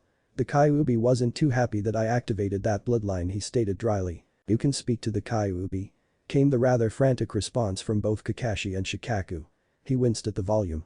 Why the hell did they have to be so loud? "Yeah, I have been for a while now, so what?" he said. They just gaped at him. "Oh, right. Massive indestructible chakra entity capable of massive destruction," he thought wryly. When he thought about it like that, he could almost understand their fear. But, given what the Kyuubi had just shown him, he sighed and shook his head. "Don't worry, we have a understanding of sorts," he told them. That seemed to calm them down a little. Kakashi's expression reverted to one of sadness. "Naruto, I know you are going to mad at your parents, but Kakashi, I'm not angry with them," but he paused. What was he supposed to say? The memory of the sealing ritual was still fresh in his mind, and the expression on his parents' faces, he shuddered silently. He'd always wondered what it would be like to have parents. And now he knew. Even if his entire experience consisted of less than an hour with them. "Kyuubi showed me their final moments," he whispered. Both men stiffened at that. No one had ever found out what exactly had happened at the site of the sealing, everyone involved was dead, sealed, or unable to talk to them. Naruto continued. They jumped in front of the fox to save me, and then my father damned me anyway, sealing it into me. For the good of the village. And he thought that they would understand. After all those people died, he managed to mumble out. He couldn't blame his mother for this, not when their situations were so similar. But his father Minato Namikaze, he was all too easy to hate. Shikaku looked at the flurry of emotions in the boy's face, anger and despair featuring most prominently. To realize that everything he might have had was snatched from him before it was even within his grasp, he honestly couldn't imagine what the boy was going through. The legacy of a dead clan and a cage, and a Jinchuriki to boot, he should have been praised. Why does it always happen to the best of people, he thought to himself, glancing at Kakashi. The story of Tsukumo Haddock was well known, the man who saved his team, only to sacrifice a victory in a terrible war. It was only after Kakashi found his body dead by his own hand that everyone realized their mistake. "Shikaku-san," he blinked, looking at the red head in front of him. Apparently he'd spaced out while Naruto was trying to ask him a question. "Yes, Naruto?" The boy frowned for a moment. "I was wondering if you could tell me about my mother and the Uzumaki clan. And whether there are any documents and scrolls that I can take." Shikaku HMM''D at that. Most of materials relating to the Uzumaki were removed from public access since the attack. And if Kushina had brought any scrolls from Uzushio, he perked up suddenly. "Naruto, there isn't very much by way of information that I can give, and what I can, Kakashi could probably tell you anyway. However, there are several few Injutsu scrolls that I don't think anyone has touched in years. Maybe you'll find something in those," he said. If it hadn't been for his recent revelations, he would have been ecstatic at the prospect. As it was, he nodded gratefully at the man. Both men chuckled. "Someone will wake you up when it's time for the academy, Naruto. You can't miss your first day," said Kakashi jovially, watching the boy's tired head sway in a half-hearted effort to stay awake. Throwing the blanket over him for the third time that night, he left Naruto to his thoughts. He had his own demons to deal with. Once again, Naruto found himself in his mindscape, this time near his chakra pool. He idly wondered why he hadn't visited it in so long, months, if memory served. But it looked incredibly different now. Everything was different, somehow. The stone was a different shade of gray, darker and yet purer than before. The sides of the pool also seemed to have gained some sort of decoration, crude carvings crisscrossing all across it. He couldn't really make out what they were just yet. And then he looked up. He'd never done so before, never having a reason to do so. But now, around the area, massive gray metal chains crisscrossed over the entire area, forming a massive dome. A single chain dangled over his chakra, a sharp kunai-like point on the end. And his chakra, it had changed to a much deeper, richer shade of blue. Looking to the side, he was surprised to see that the influx of the fox's chakra had increased, even flowing more smoothly. Was all this just because of his bloodline? He could see another set of chains, more of a silver color, wrapped around the pipe. He shook his head. What the hell was happening? The moment he stepped into his chakra, he felt a difference. Before, it had felt warm, calming. Now, it was defensive, almost like it was actively trying to protect him. It felt odd. He knew that what had happened to him, with the Chunin, was not something the greater majority of the world ever had to go through, but he couldn't help but feel anger towards them. They sat cozy, wallowing in comfort while he had to fend for himself, teach himself, train himself. The presence of people of Kakashi and the few select others that had deigned to approach him was all well and good, but he wanted something, anything even close to a family. Right, the demon brat getting a family. That would go down well, he thought despondently. The villagers were too set in their ways to see him as anything other than a reminder of tragedy and terror, the demon that took the lives of so many. Well then, if they were unwilling to give him a chance, then they had lost theirs. They had their chance. And after all that they've done, I will not forgive them. And I'll be damned if I forget, he thought resolutely. If his eyes had been open at the time, he might have seen the chains above the pool shimmer, gaining a light blue hue. San Uzumaki-san, wake up. He wearily opened his eyes, stiffening when he caught sight of a porcelain mask not inches away from his face. Barely restraining himself from shouting, he let out a deep breath, calming his nerves. Satisfied that he was awake, the Anbu stood up. There was no way that a man possessed those kinds of curves was glancing down at him from behind her Nico mask, framed by long, straight purple hair. Wait a minute, Nico-san, you were there at the operating theater last night, weren't you? She stiffened, glancing down at him in what felt like a mixture of curiosity and gratitude. Yes, I was, she whispered. All of a sudden, her tone of voice was downcast, like she was thinking about something terrible. The man you helped, he made it through safely. He will have a few minor respiratory issues, but nothing as serious as they could have been if you hadn't helped, she said. He rubbed the back of his head awkwardly. Well, I was just helping out, right? I doubt I really did that much, he stuttered. Strange, why had he said that? You did a lot more than you think, Uzumaki. Naruto jumped at the sound of another voice. He simply had to find out how these Anbu moved so quietly. Looking over the couch, he saw the remainder of the team from the operating theater, 2 males. It was the larger one who'd spoken. What are you talking about? All I did was give the medic nin chakra. No big deal, right? He said. The big man shook his head. They'd already been working on him for hours, they were getting low on chakra. Even if they'd pushed themselves to exhaustion, the best that could have happened to our teammate would have been an early retirement from Anbu, probably from the shinobi forces altogether, he stated. He then cocked his head as he stared Naruto down. But you, not only do you possess more chakra than any of us in this room, but your chakra is significantly more potent. The medics did more in 10 minutes with your chakra than everything they'd already done, healing him completely. I'd even bet that he's actually healthier than before, said the gruff Anbu. Naruto sat stock still. He didn't know what to think. Luckily, he was spared doing so by the female Anbu. We are all very grateful to you, Uzumaki-san. If you ever need help, she stated. He frowned. Well, you can start by just calling me Naruto. I'm not really used to being called san, he muttered. There it was again. The big man just nodded. Very well, Naruto, he said slowly, as if mocking the boy. It earned a half-hearted glare. Now, Naruto, it's time we get you to the academy. You're almost late. That got a much more enthusiastic response. If only the boy knew how little the academy would actually teach him. Naruto stared around at his fellow classmates. Much to his surprise and joy, he'd been placed in the advanced class. He would finish the academy in 4 years instead of 6, possibly sooner if he was allowed to take the exam early. Most of the other children looked to be civilians. There was a rather nondescript looking Hyuga breeding near the back and an Abiram. Naruto settled into his seat when the 2 Chunin instructors entered the classroom. The class quieted instantly. Good morning everyone, I am Baringu Otoko, and this is Orikana Hito. We will be your sensei for the next 2 years, after which you will switch over to new teachers for your final 2 years. Welcome to the Hidden Leaf Ninja Academy, he said with a flourish, to much cheering. They proceeded to take roll call, stopping when they got to Naruto. Next, Naruto. Cautiously, Naruto raised his hand. He was missing his mask, and his hood only partially covered his face. Note to self, seal spares into my scroll, he thought. Apparently he was last on the list because the teacher moved back to the board, but not before giving Naruto a slightly suspicious look. There weren't that many Narutos in the village, so it was only a matter of time before someone caught on to who he was. Already he'd caught the attention of the others, but they lost interest soon enough. He watched with growing disbelief as the Chunin assistant wrote the syllabus on the blackboard. Basic survival skills, clone transformation, substitution, academy to jutsu. What the hell, do they want these kids to die out there? He screamed mentally. He'd read up on previous graduates from before the Nine Tails attack, and their education was considerably more robust than this. What were the people in charge thinking? Then again, looking around the class, it was fairly obvious. They must be trying to replenish the numbers they once had. Quantity of quality. But still, these civilians are going to be sent out with just this. How much work do they expect the Jonin sensei to do? He wondered. No Jonin sensei he'd ever seen had done more than team tactics, chakra control training, physical training, and on a few very rare occasions, elemental manipulation. Oh shit, chakra control. They only do the leaf exercise.